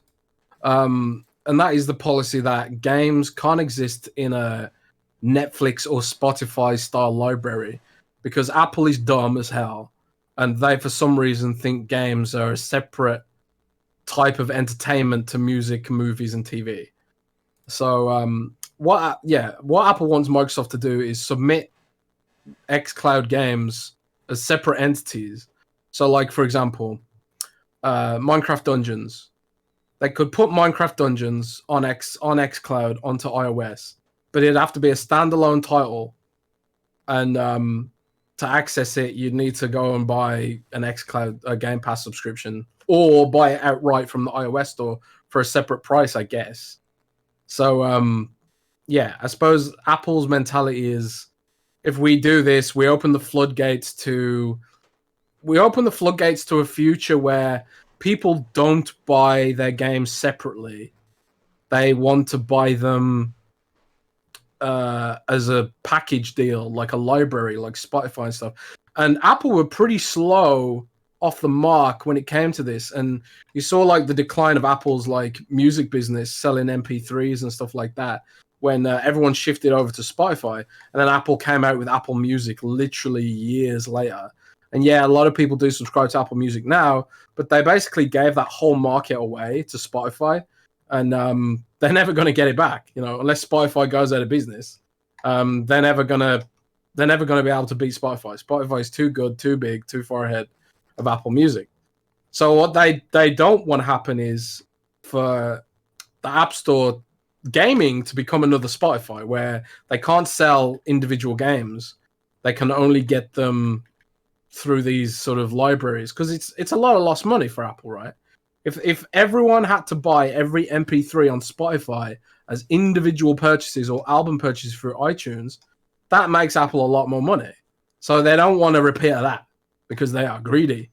And having literal hundreds of billions of dollars in the bank, in offshore bank accounts, isn't enough for Apple. They need more. They need more money. They need more cash money. So us, the consumer, gets screwed. Or at least anyone dumb enough to have an iPhone in 2020. Yeah. No offense, Rand. I mean, I'm not attached to the iPhone. Like I don't really care. Like I had Android. I was like, I'm gonna try iPhone. I have iPhone. Well, I'm just saying, they don't screw care. their consumers. They screw their consumers, and that's why I just can't stand Apple. They don't give a crap about their customers. They don't even pretend they give a crap about their customers, and that's what really bugs me about them. And what they're doing, their policies with xCloud just hurts the consumer. Can you imagine if Apple banned Netflix and banned Disney Plus and banned Spotify and said, you know what, we're going to ban Spotify, and if you want that music on your iPhone, you have to download it, buy them individually from us at $1 a pop, like it used to be. Do you remember when you had to buy an MP3s for like $1 on the iTunes store or whatever it was? They want that. And they don't want to lose that for gaming, because they're assholes. And that's what it's about, really. It's just Apple being greedy little assholes as usual. So who do you like, or who do you hate more, Google or Apple? Who's worse? Apple by far. Apple by far. Okay. What about Facebook? Add Facebook in there. Oh, Facebook goes beyond hate. That's sort of like, I don't know. Is there something beyond hate? I don't know. Yeah. Like I wouldn't want to see Apple like go out of business and stuff, but I would like to see Facebook go out of business. Put it that way. So Dark Sia says, hey, with the Series S and Game Pass and AE Play, which I don't know what AE means, Microsoft just put themselves in a really good position for Japanese market. Hope that pays off. Yeah, Okay. exactly. Like that's what I'm talking about. It's all for other markets, right? It's all for other markets. So we'll have to wait and see how it plays out. It might just totally not work. People, maybe they don't want to stream games on the phone. Maybe they don't want the lag, the latency and stuff like that. And maybe it won't be a good experience in other countries and stuff. I have no idea, no crystal ball. But this is the bet that Microsoft and EA and others are making, is that it will be the way that a lot of people want to play. If people can play PUBG on a mobile phone, which I can't imagine is a very pleasant experience from my perspective, then they can probably put up with a few milliseconds of latency on xCloud, Now, the one other thing about the Series S that I do kind of got to mention is the people concerned trolling over the names, which that just got another went to another level. I don't like. I saw an article from Kotaku who's like, I've had it with these names, right? I saw an article from Bloomberg who was just like, people are going to be so confused. And I'm like, you guys are just the worst. Who is confused by Xbox Series S and Xbox Series X, right? And if you go into a store, the idea of like, oh, well, little Johnny wants something and he won't know. It's like consumers have been buying multiple editions or multiple variations of products for a long time now. And if you're confused by Series S and Series X, but somehow understand like the Samsung Galaxy line or the many different variations of the iPhone. What about the NES and the SNES, for God's sake? I think it's just a way for people to here's what I really think. It's not an issue with the two SKUs, it's an issue with the Xbox. It's like they have a problem because it's Xbox, not because and like the branding has been screwed up since the 360. Like Microsoft screwed it up when they decided to go with the 360 and they've been paying for it ever since. But I don't think anybody's going to be confused over Series X and Series S. Like, there's no more 1Xs on store shelves. The 1S is there. But, like, the price also tells the whole story. So you can go in there and be like, I want the new Xbox. What do you want? $499 one or the $299 one? Okay. I'll make my decision. Like, it's no... and, like, I don't know about you guys, but when I make a purchase decision, I research it. Like, when I bought my iPhone XR... like, considering there was like 4 other different kinds, I would actually research it and be like, okay, what does this one do that the other one doesn't? Same thing when I was researching the OLEDs. LG B8. What's the difference between the B8s and the B9s? I'm like my head didn't explode. I didn't like fall into a slobbering mess. It was just, I don't understand it. Like I don't. Jazz, help me out here, please. It's just concern trolling. It's algorithm gaming. It's if it's hate bait. It's literal people who are desperate for clicks because they can't post anything of substance. They have to make up this bullshit. They have to pretend they're dumb just so that people like us can call it out and give them attention. And it sucks because we do it. We buy into it every time. We're doing it right now. We're literally talking about Kotaku's dumb article. I can't even with these Xbox names. And I can even like imagine the kind of person that wrote that article probably.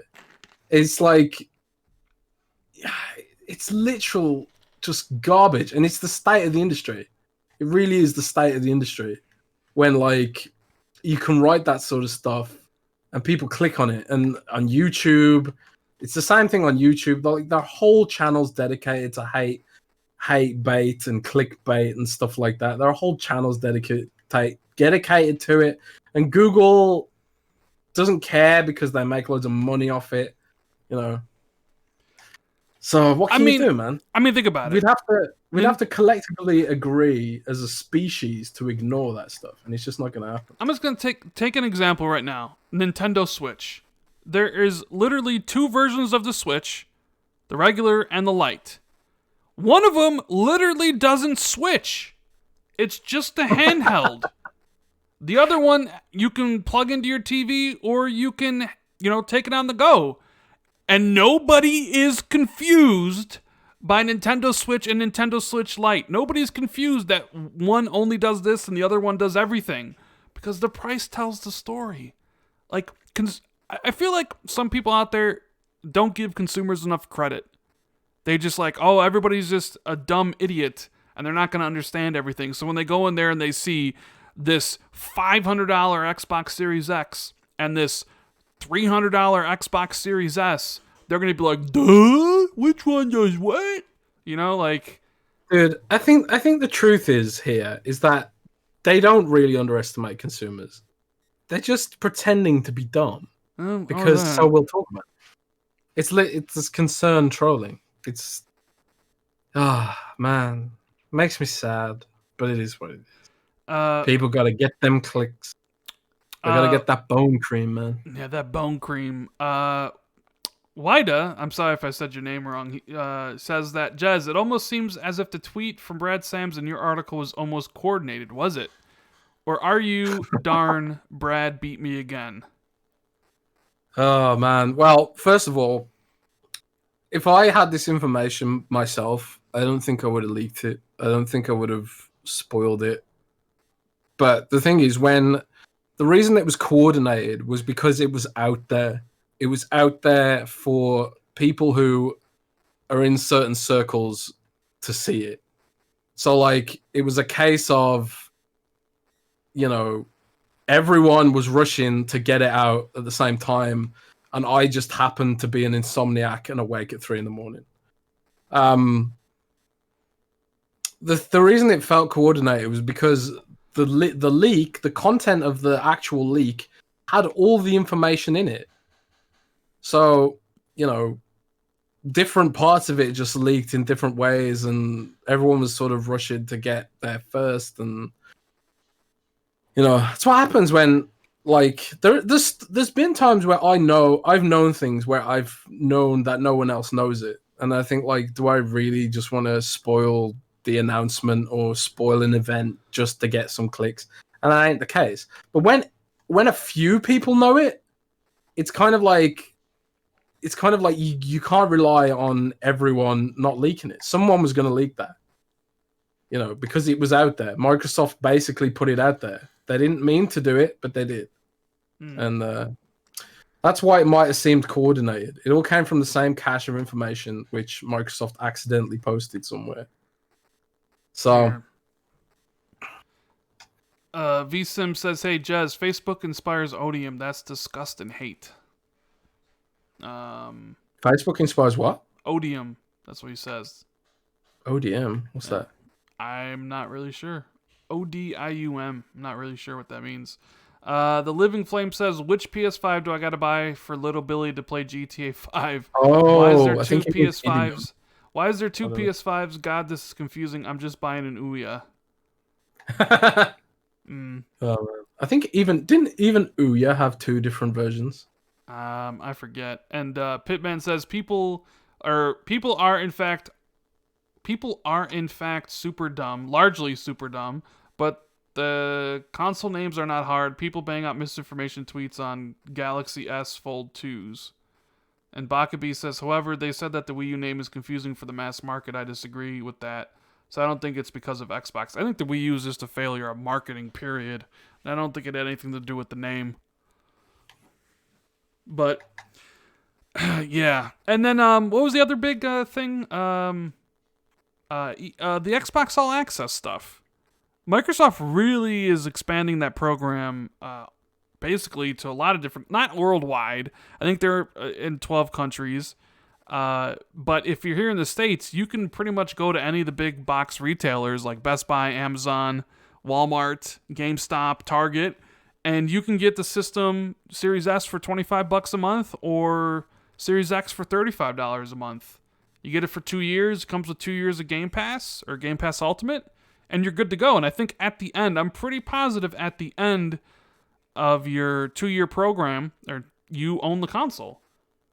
And when you actually break down the math, it's if you sign up for the Series S version, you actually save $60. And if you sign up for the Series X version, I think you save $20 or maybe $15 or something. So yeah, something like that. Like the total saving comes out to about $50. So it might be in your best interest to, I don't know, like pay it off over the course. I wonder if like you could just do that and just pay it off like in your first payment. I think you can pay off 6 months of it. It is there in a small print somewhere because I wrote about it. But I think you can pay off like 6 months of it or something, but no more than that. I think it's when you're coming up to the end of it, you can pay it off the last 6 months or something. But you can't just pay it all off suddenly. No, I don't think so. So that'll be an a good way for people who maybe don't have the money right away to buy it. And even I've thought, it was like, all right, you know what? I'll buy the Series X outright because that's the one I want. And I've actually thought, he's like, you know what? I got 2 years of Game Pass left, Game Pass Ultimate. It's almost getting down to 1 year. What if I just buy the Lockhart or the Series S using All Access and just get it for the 2 years that they give me? You know, because Ultimate comes with it. It'd be back up to 3 years and I would have both consoles. Like I could keep my Series X over by my OLED and I can put the Series S over by my PC or something, or like have it just in case. I don't know. I was thinking about that. I don't know if I'd do it, but it was just I something. think I might like. I'm thinking of like because I'm gonna get the Series X for myself. I think I might get the all access version for my brother, and then maybe the S all access version for my cousin. Because then, like, I can gift them consoles without instantly going through all my bank account. Right. So there's that option too, like the ability to gift the contract, like to a relative or your kid. Like a kid at Christmas ain't gonna know any different. They're gonna be like, "Oh wow, I got an Xbox for Christmas," but they ain't gonna know that really it's like the 2-year payment version or whatever. It's a cool way to gift a console as well, you know. Yeah. Stodgy Caesar wants to know, Jez, did you or anybody from Windows Central know the Series X price early? Nope. I sort of I had like an idea that it might be $4.99, and there was a point last month where I started being like, it's definitely $4.99. But I didn't have it on paper. And it's like I always say when it comes to writing things, I like to have it on paper or physically before I post it. I don't like going off hearsay and rumors, because as we can see in the case of PlayStation insiders, they are often wrong. So, but no, I didn't know. I didn't know until all this craziness this week. I didn't know what the Series S looked like. I didn't know the launch date or the price until all the craziness this week. Makes you wonder with how wrong those guys are that eventually they'll be right and people just like, oh my god, he was right even though he was wrong like a million times before. Like there was this one account that I kept on seeing these websites like Source. It was like an Iron Man PS5 account. And he kept on being wrong about everything. Yet they kept on like sourcing him as this like this Twitter account is saying the pre-orders are coming on the 9th, and like it never happened. But like the dude's been wrong so many times before. Like why do these websites keep on sourcing them? And it's like it's obviously for clicks because anything about PS5 price and pre-orders generate a lot of clicks. And all they got to do is to say, hey, this guy was right a couple times in the past, has been wrong, so take it all with the grain of salt, and that's it, and they'll just get the clicks. So, it's not. I mean, a bitch about the websites that do this, but it's ultimately not their fault. It's the way Google's algorithm works, and 67% of all internet traffic is from Google search. So if you have to game the algorithm if someone's gaming the algorithm and you're not gaming the algorithm, you're not competing very well. Luckily, our business model isn't click driven, so we don't have to do that as much because we're a tech site, right? So we're a little bit different from some of the other websites out there. But for the websites that do rely on clicks, like Kotaku, like they kind of have to post every little scrap of ridiculousness to game that algorithm because everyone else is. It's the way Google set the internet up to be, which is annoying. And until Google fixes that, we're going to live in a world of fake information, sadly. But Google doesn't want to fix it because they're just profiting from human nature. So then, who do you blame? Do you blame Google? Do you blame humans for being stupid? I mean, humans are pretty stupid. Sure. The Scarecrow says, sorry I'm late for you being live. Big love to Rand and Jazz for the best podcast for all things gaming. I really appreciate the compliment, man. And KY Bob says, big shout out, guys. Much respect for you both. Do you think the I/O throughput of your external USB drives will be enhanced at all with the Series X and S using the new PCIe 4 buses? What do you think, Jez? Oh, man, that's kind of a bit technical for me, but I don't know, basically. I don't want to say something that's wrong and stupid, but when it comes to the SSDs, they have to actually support PCI. Yeah, if you're just talking like a regular external that you have and you plug it into the Series X, I don't think it'll be enhanced whatsoever. I think it'll just... It has to actually be designed for that PCIe 4.0 thingy bob. Yeah. I don't think there will be there will be bottlenecks on the USB ports, especially because they're USB-A, for one thing. But basically, what I suspect is going to happen with most people is they're going to have a regular USB-A hard drive or external, because they're cheap and they're massive, and just use that as an archive. And when you want to play a game, move it from that to your main hard drive or your main SSD. Sorry, because that'll probably be like the fastest way of doing it. You won't be running games off the USB. You just won't be. But you'll be moving them from USB to your internal drive. That's how it's going to work now. And to be honest, Rand, I do that even now, because I often have issues running games off external hard drives, even on the One X. That depends. I think that really depends on how like hot some games come in. Because people were complaining about the load times of Marvel Avengers, but when I did die in Marvel Avengers, I had that game on my SSD, and the load times were really, really short. So I guess it really just depends for some of the games. And if you, I think like as well, I've noticed that sometimes on the One X and the One S, if you leave a game in suspended mode and then come back to it and it's been running on the hard drive external, that can cause problems too, I think, sometimes. I actually never leave a game running in resume mode. I quit every single thing. I never leave anything running. That's kind of like a habit I have. So I don't know. Are you going to do that on Series X? Well, we'll see. We'll see if Series X, like, I mean, I don't really play a lot of games back and forth like that where I would need like a whole bunch on quick resume. I know Cold Eastwood does, because God, you talk to that guy, you know, when you talk to him at night, you know, he's playing like 5 different games.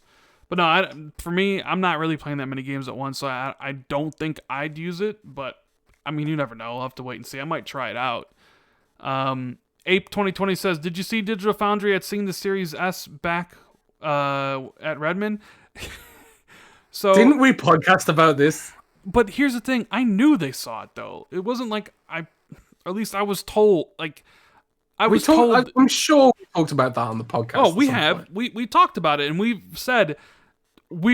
specifically mentioned that we were both sure that Digital Foundry and like Austin Evans were briefed on it and seen it when they were at Redmond, and it was just like I was told from a couple people I trust that like they saw Series S, it's real, it's there, and it's like okay, it was just a matter of time before they could reveal the info, and they had to sit on it all the way to September, you know. So I'm not a surprise whatsoever. What else we got here? Let's talk about the Series S info that came out today about the fact that it won't be able to play the Xbox One X versions of back-and-pack games, but obviously I love the clickbait that's come out of this already. Like, and the clickbait and the hypocrisy from people who said backwards compatible games don't matter, but now suddenly they do matter because it's a way to take a shot at the Series S, right? So, and also like, it's another question of, okay, maybe the Series S will only play backwards compatible games at 1080p, but there's going to be 4,000 of them, you know. How many backwards compatible games is PlayStation 5 going to have at launch? Why aren't you asking those questions, game journalist? I don't know. Maybe it's because it's not as click-worthy, or, you know, that Sony won't reply to your PR emails. You know, so it just cracks me up. You know, sometimes I feel like Microsoft should just keep their mouth shut. Because if you ask the same questions as Sony for some of this stuff, they just won't reply. And they'll leave people guessing. But Microsoft are always like really upfront, which is great, but it oftentimes makes them look bad on stuff like this. And you can spin this narrative into a very negative sounding headline, like the Xbox Series S will only play games at 1080p or whatever. But really, what we're talking about here is games that were not made for the Series S. So games that have been updated to the Series S. You can call it Series S Enhanced if you want. Like Gears 5 is going to be Series S Enhanced. Then it's going to run as good as the One X as good as the One X, or maybe not as good as the One X in terms of resolution, but you're gonna get like the better loading speeds, and you're gonna get 60 frames per second. It'll run much better than the One S, put it that way. But the games have to be updated to make use of that architecture. Like I said earlier, I think we'll get 60 frames per second Destiny 2 on the Series S. It'll be Series S enhanced. Yeah, but it just won't be at 4K. Yeah, it just won't be at 4K, but it'll be better than running on the One S. But I think a lot of people were hoping that the One X, the Series S, will be an upgrade of the One X. I feel like a lot of people wanted that or were hoping for that, and somehow they're disappointed that a £250 system is not going to upgrade the One X. It's the One X isn't even that old. Yeah. When did it come out? 2017? 2017. I mean, it's the RAM situation, because it has, it doesn't have as much RAM as the One X, and it's the thing here is, I don't think people like the Series S is supposed to be a 1440p 1080p box. That's what it is. That's what it was designed for. So it would be weird for it to run 4K back compat games. It just wasn't gonna do that. And like they already showed Gears 5, it runs 120 frames, which it didn't on the One S or the One X. The difference is like it just won't be at 4K resolution. It'll have the compromises elsewhere, but it'll hit the frame rate. And I'm sure there'll be other games, like Jez says, where it'll have better frame rate than the One S versions or even the One X versions, like Destiny.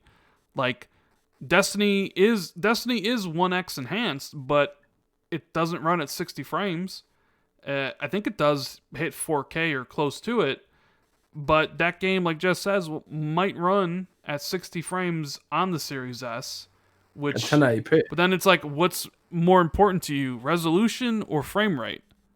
And obviously, like if you want the best, you're gonna Series X is gonna be the way to go, whether it's back compat or the best version of all the games. So it's in the price point, It's the Series S is designed to upgrade the One S. It's not designed to upgrade the One X.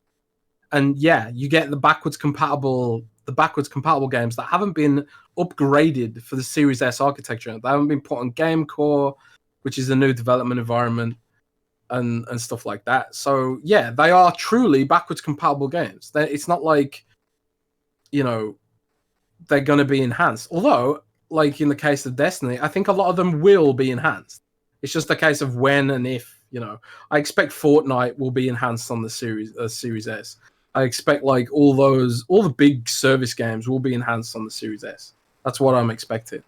But it's just a case of when and if and how. But in the interim, you're going to get 4,000 backwards compatible games running in One S mode. I just find it ironic for a bunch of people that said back compat doesn't matter to now be flipping out about back compat because the Series S wasn't going to run the One X versions of back compat games. And yet they haven't said anything about how PlayStation is doing. Let's see what these same people who have this big problems, who are throwing this big stink about how Series S runs back compat games, if PlayStation 5 runs back compat games and doesn't improve on it whatsoever, or runs it in PS5 back compat mode and not or PS4 back compat mode and not PS4 Pro back compat mode, or only launches with 150 back compat games and not 1,000. I would love to see what those same people would suddenly say then. Would they say nobody buys it for back compat? I would wonder if they go back to that. So I don't. To me, it's like I don't care about backwards compatibility. I care about the game being brought forward in case I ever want to play it. But with the One X, I never really went back and revisited anything, and I doubt I'll do that with the Series X. Maybe at launch, just because there's not a lot of games coming. But eventually, as the generation moves on, I won't. But at least the games it's all those service games, though, isn't it? It's like games that still have massive user bases, like Fortnite and and Overwatch and stuff. Can you imagine being the system that doesn't have Fortnite and Overwatch at launch? Like, I don't care what games you launch with, like that are like next gen or whatever. We're in a different industry now. Like when we went from the 360 and the PS3 to this gen, there wasn't this service game industry where I need Overwatch to move to the next system, you know.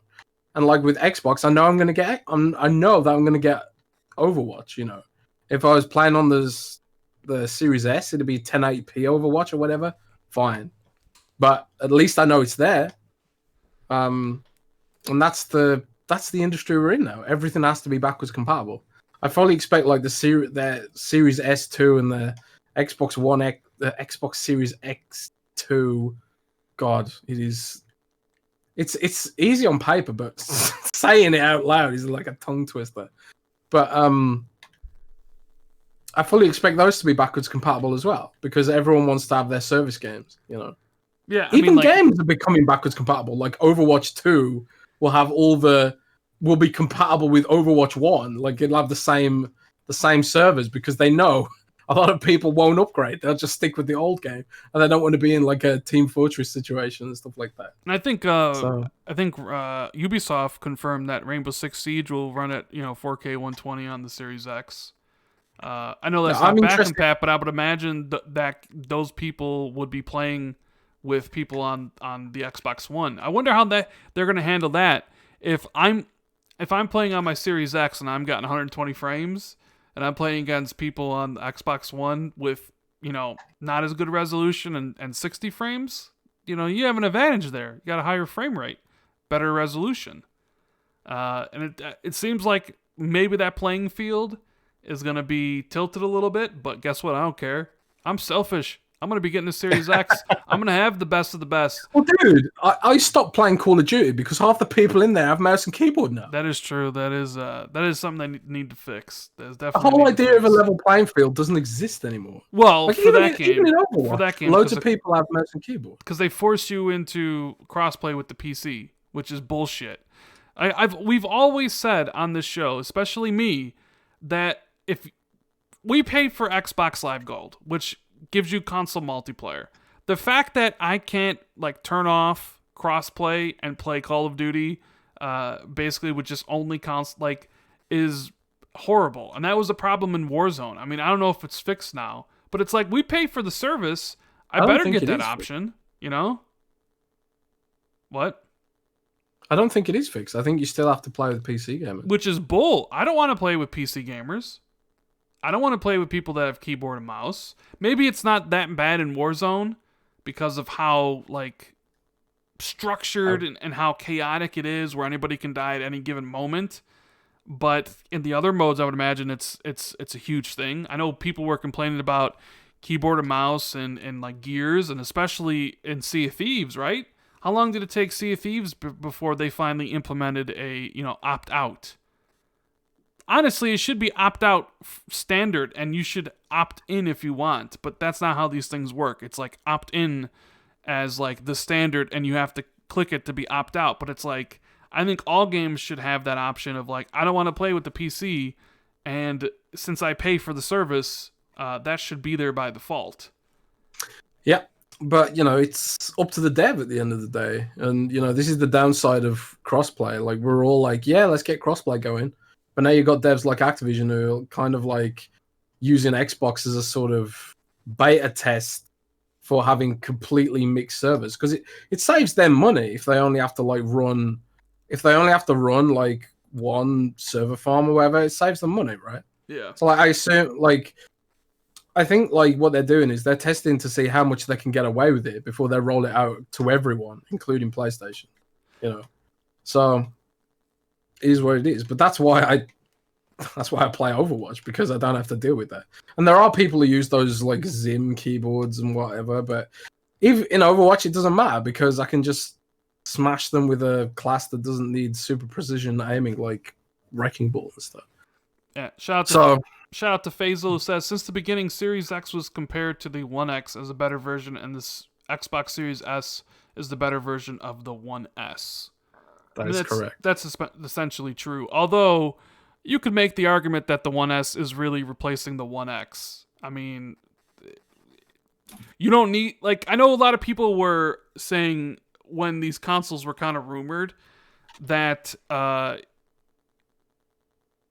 like, why not just go with the 1X? Why do you need the 1S? But the 1S it's a better console than the 1X. It's just in this situation, it doesn't have as much RAM as the 1X, so it's not gonna do the the 4K games. I mean, it's just simple as that. I don't know.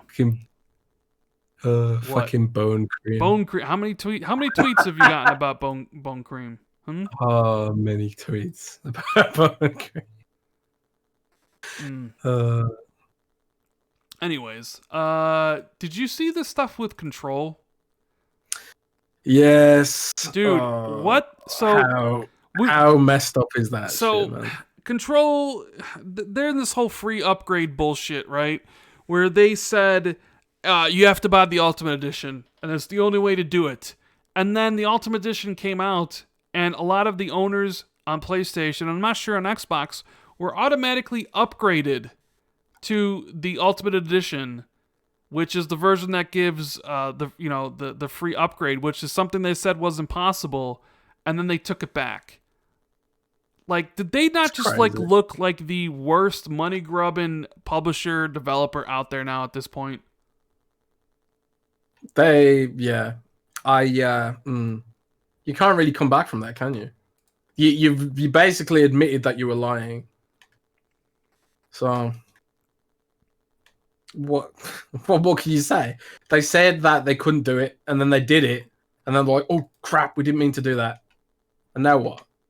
505 should just take the L and give it for free, because they've screwed this up at every possible opportunity. And it's not just 505's reputation, it's Remedy's reputation. People are blaming Remedy and saying it's their fault and all this sort of stuff. And Remedy has to sort of toe the line. This is the price of being independent, I guess, is that they have to sort of work with publishers a lot who screw them. So, what can you say? It sucks. I feel bad for, like, because Remedy have built up a pretty great image over the years of, like, maybe making games that don't sell amazingly well, but are sort of, they're almost like games made for devs, almost,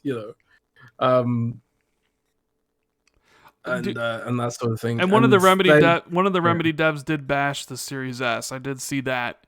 And you know what? I don't really get involved in that type of stuff. And as far as like Series S holding back the gen or holding back games, I always take a wait and see approach because I'm not a tech guy.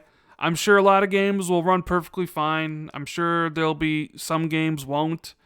But like specifically about the Remedy guy, and he was just like, I think he was complaining about it. And I'm just like, well, you would complain about it because you didn't optimize Control on any platform. So of course you would complain about, oh, we got Series S to worry about now, because anybody that played Control knows that that game was not optimized on the 1X, the 1S, the PS4 Pro, or the PS4. It ran like hot garbage on all those systems. So it's no surprise that the Remedy devs is like, another system? Oh my god! Like they can't even optimize their game for all the systems that they currently work on. But Jez, did you see what I just DM'd you? It was a interview from Phil. Phil did an interview back in July, and hidden in his bookshelf is the Series S. Yeah, I saw that. It's pretty. It's pretty funny. Yeah, that is hilarious. It was right there the whole time. It was right there the whole time. Whole time. But like, if you look, it looks like a box or something. Yeah. Man. So Jazz, that's funny. This other thing we gotta talk about, the SSD price. With Series X having a 1 terabyte, SSD, and with the Series S having a 512 gigabyte one, I think a lot of people might be getting the expansion cards or the expansion cartridges or whatever you want to call them that Seagate's making. But the question is, they haven't been announced what the price is yet. It's like we know everything else about the systems at this point, but we still don't know the price of these cards. And it kind of came out in a rumor. It was a picture of like one of the GameStop's computers that it might be like $220. Yeah. What do you think? I was kind of expecting $200 to be honest. Like, so that's sort of in line with what I was expecting. NVMe drives ain't cheap, and when you put Xbox branding on them, they're even less cheap. Because, like, if you remember, Seagate made Xbox branded SSDs, and that just marked the price up by like $20 just for the sake of it. And when they launched, they were roughly about as expensive as that. And those were just regular SSDs.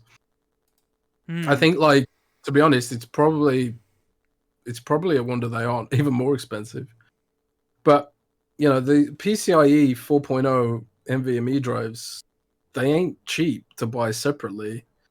But, you know, the prices will come down. And it's like I said earlier, I expect most people will just buy a USB regular hard drive or regular SSD and just use it to transfer their games back and forth between the internal storage. That's really there if, you know, you've got a lot of money, or, you know, for the future when they come down in price, because they will come down in price. Storage always does. So I believe that price. I think they are about $200. Yeah, that's kind of what I'm thinking. I'm kind of thinking that I was expecting a price anywhere between 150 to 200, to be honest with you.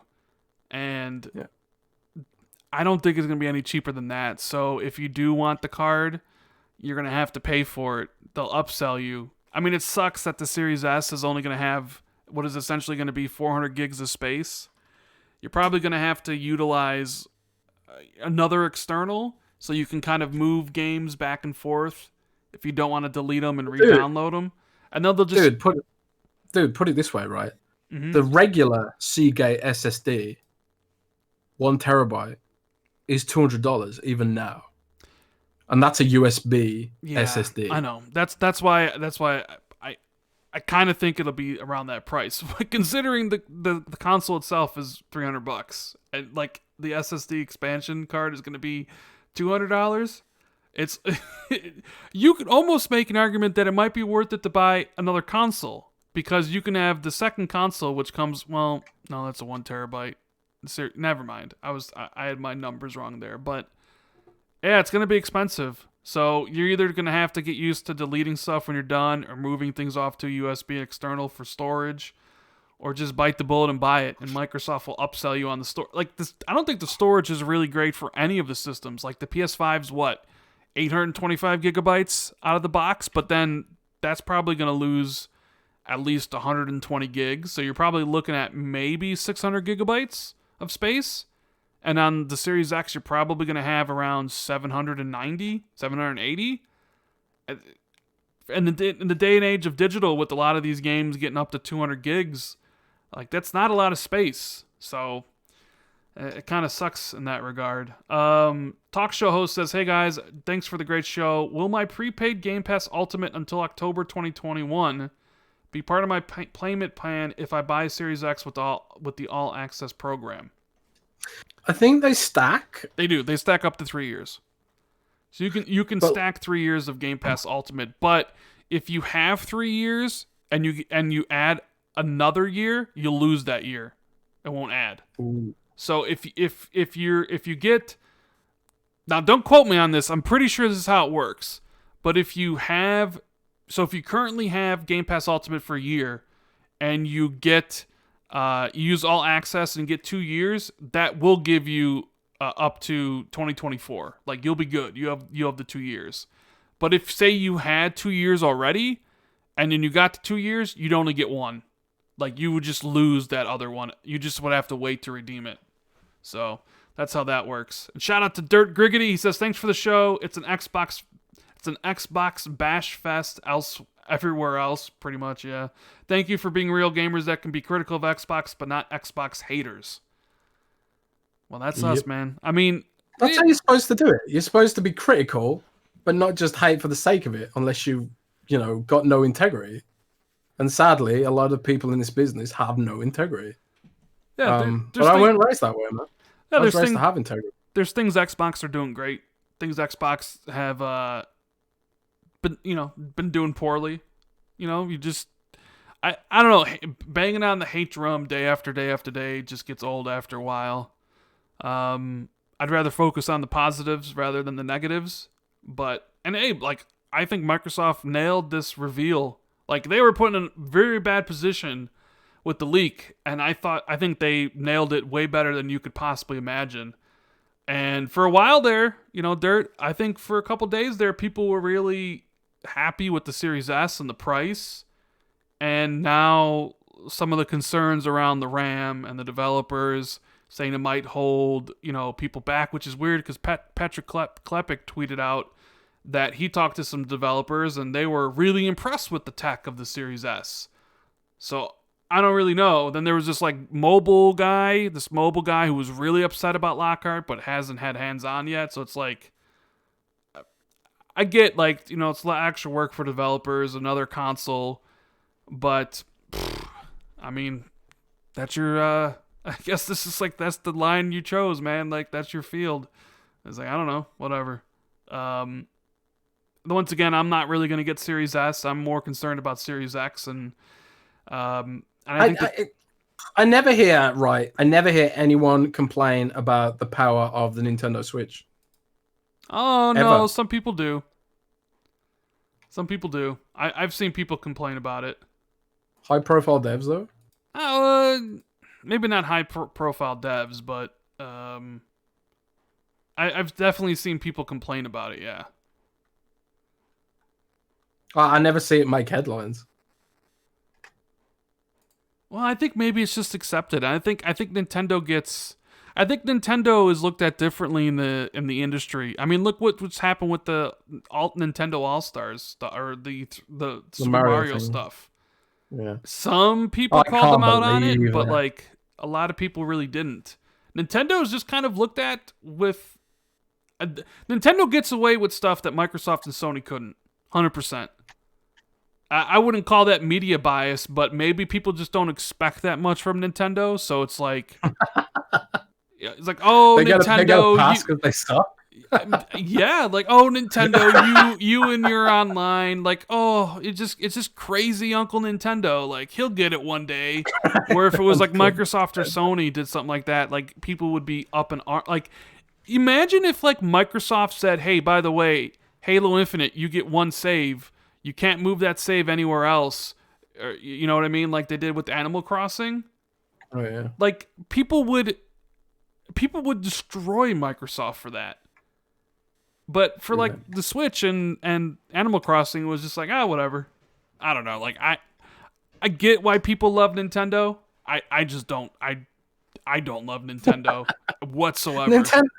Nintendo is just I just see it as this fun little toy thing, I got my Switch and I spent quite a lot of hours on it. I put 150 hours into Pokemon and stuff like that, and I play Darkest Dungeon on it sometimes because it's portable.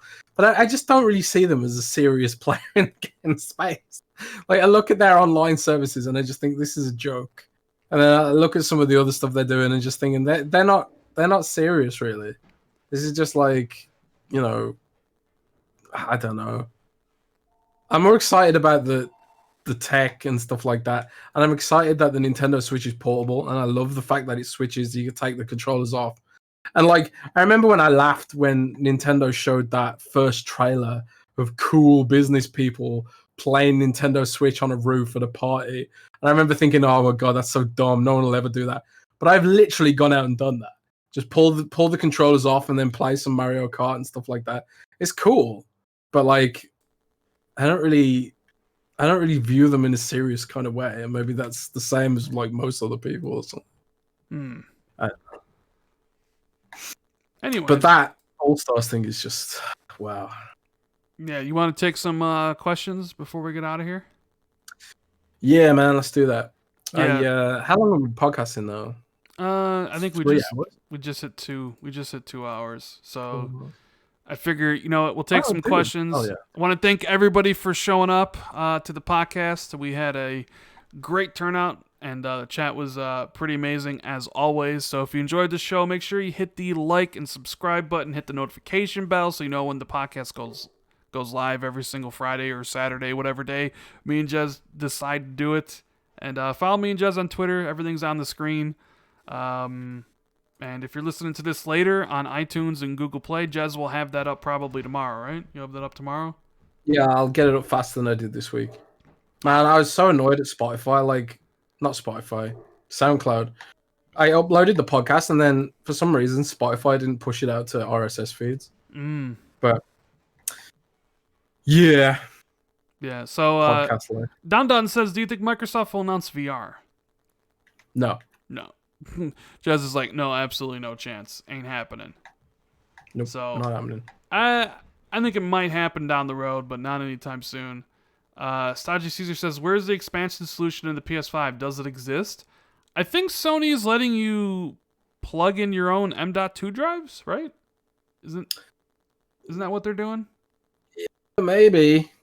I'm sure Microsoft will do that down the line as well. I think clearly they've got some kind of deal with Seagate for exclusivity on that stuff, probably to help bring the cost down somewhat.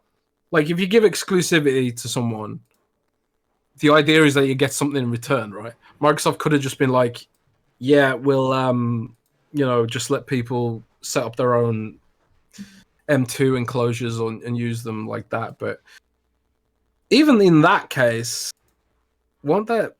I mean, is Sony going to let people have direct access to the PCIe lanes, or is it going to go off USB or what? I have I don't know. no idea.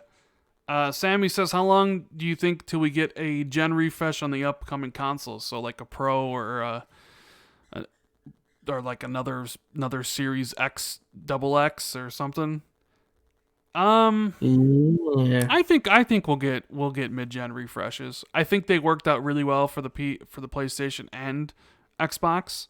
So I would imagine maybe 3 years from now, we might hear rumblings about a mid-gen. Maybe not. Maybe they. Do you think we go the entire gen set this 7 years with these are the 4 consoles that we have throughout the entire thing? PS Digital, the Standard, the Series S, and the Series X, and that's it? I have no idea. This could be a longer console cycle than usual. Maybe. Well, I mean, like, without having mid-gen upgrades, there needed to be mid-gen upgrades this time because they were kind of underpowered even when they came out. But I don't know. It's hard to say. I just don't know what the market conditions going to be like. We don't know, like, if is xCloud going to blow up. That could certainly change things. I guess we'll just have to wait and see. But by the way, I just want to say, someone, a friend of mine, who I'm going to shout him out, just said to me that in the small print with Xbox All Access, it says if you've already maxed out your Game Pass subscription, they'll give you a card to use after your subscription expires in 3 years. Well, that's good. That's cool. So you do get the time. It just might not be until after the apocalypse. Fugly says, hey, can you please share the link of Phil's video of him having the Series X on the back? I did tweet that out. And Phil replied to the original tweet, not mine, and said that wasn't the only time he had the Series S in the background in interviews. And he tagged in iJustine, so maybe in her interview as well. It was in there. People are going to be looking through it now to see. Avis Plush Production says, how much of a loss do you think Xbox is taking on the consoles? I think they're taking a fair bit on the Series S. Getting that console to $300 is impressive. They're probably losing a little bit on Series X. Not a great amount, but Series S, they're probably losing a good amount. Like a decent... Losing money? Yeah, like losing money. I don't think so. There's no way that they're selling the Series S at cost. I don't think they're losing money, man. I'm sure someone's told me or I've read somewhere that the days of losing money are over on consoles. Well, I think they're breaking even at the least. I don't think they're losing money. I would disagree with you on that. I think they're losing money on both consoles. I think they're losing You know that? for sure. No, I don't know that for sure. I'm just saying, like, I think they're losing. I think they're losing more on Series S than they're gonna lose on Series X. You should just ask Phil. Okay, I will. Just I will ask him. Be ask like, Phil. how Ask much him. you losing, Ask- man? How many millions you losing on these consoles? I will. I say, like, do you need some money from Rand's YouTube Millions to You know, help you? I told him I would donate to the fund to get Warner Brothers games, but he didn't take that offer up on. I was like, come on, I'll pitch in and get Warner What a Brothers waste games. of money. Jordan, They should buy Paradox Interactive. That's who they should buy. of course, that's who you want. Jordan James says, Rand, do you think there's a chance devs release games on their own custom expandable SSD? So like kind of like a cartridge? No, I don't think that'll happen. Ooh, that's an interesting idea, isn't it? Jeez, that'd be expensive, wouldn't it? Axel says, I don't know. Rand, What if it was just like?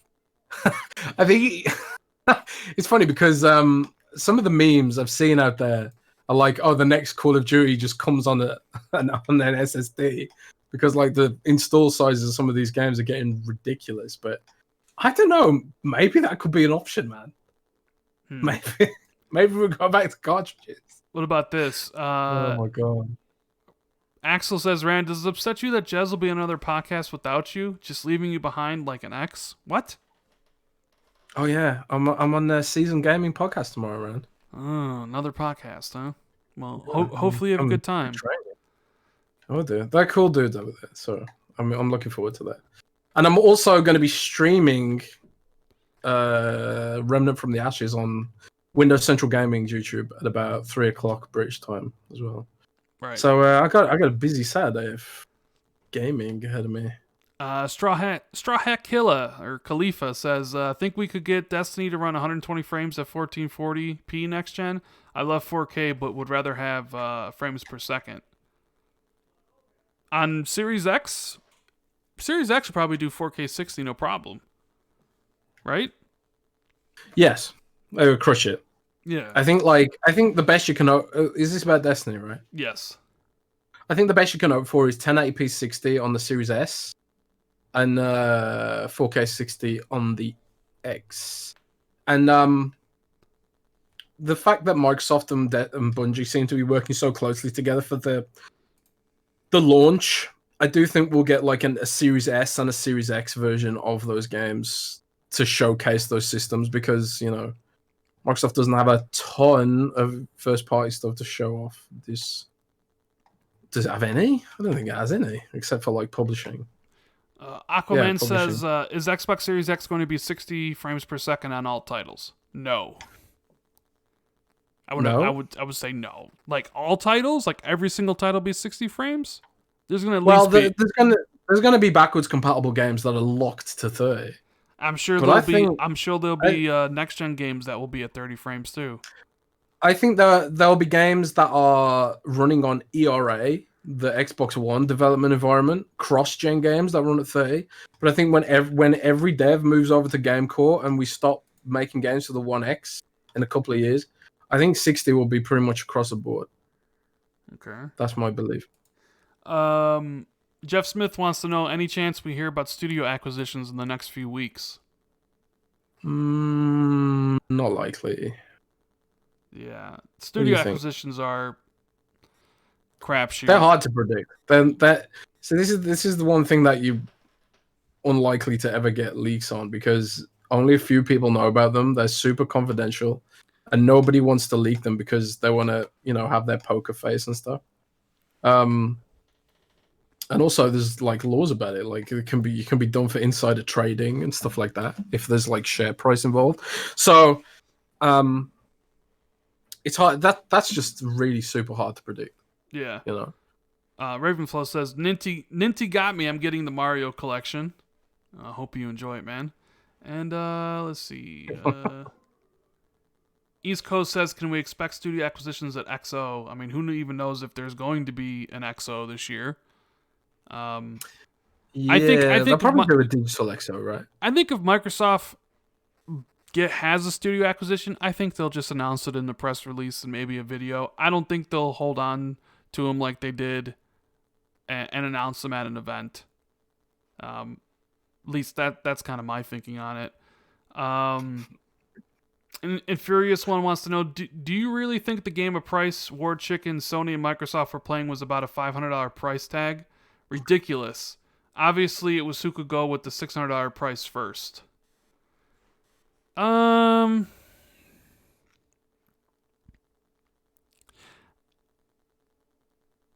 don't know really how to really answer that question because I don't think Microsoft ever planned on having the Series X sent over $499.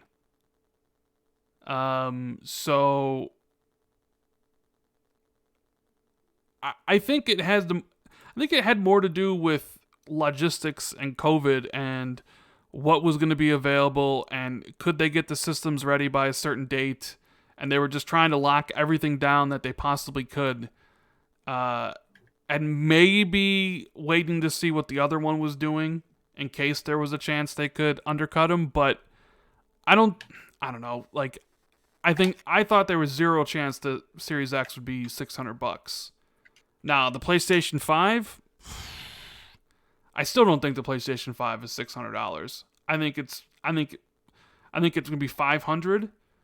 It's probably a good bet, but I don't know what version. I don't know, Jez, what do you think about that? I have no idea. It's it could go either way. You know, there's so many factors that go into price. I think like Sony obviously doesn't want to be more expensive than the Series X, right?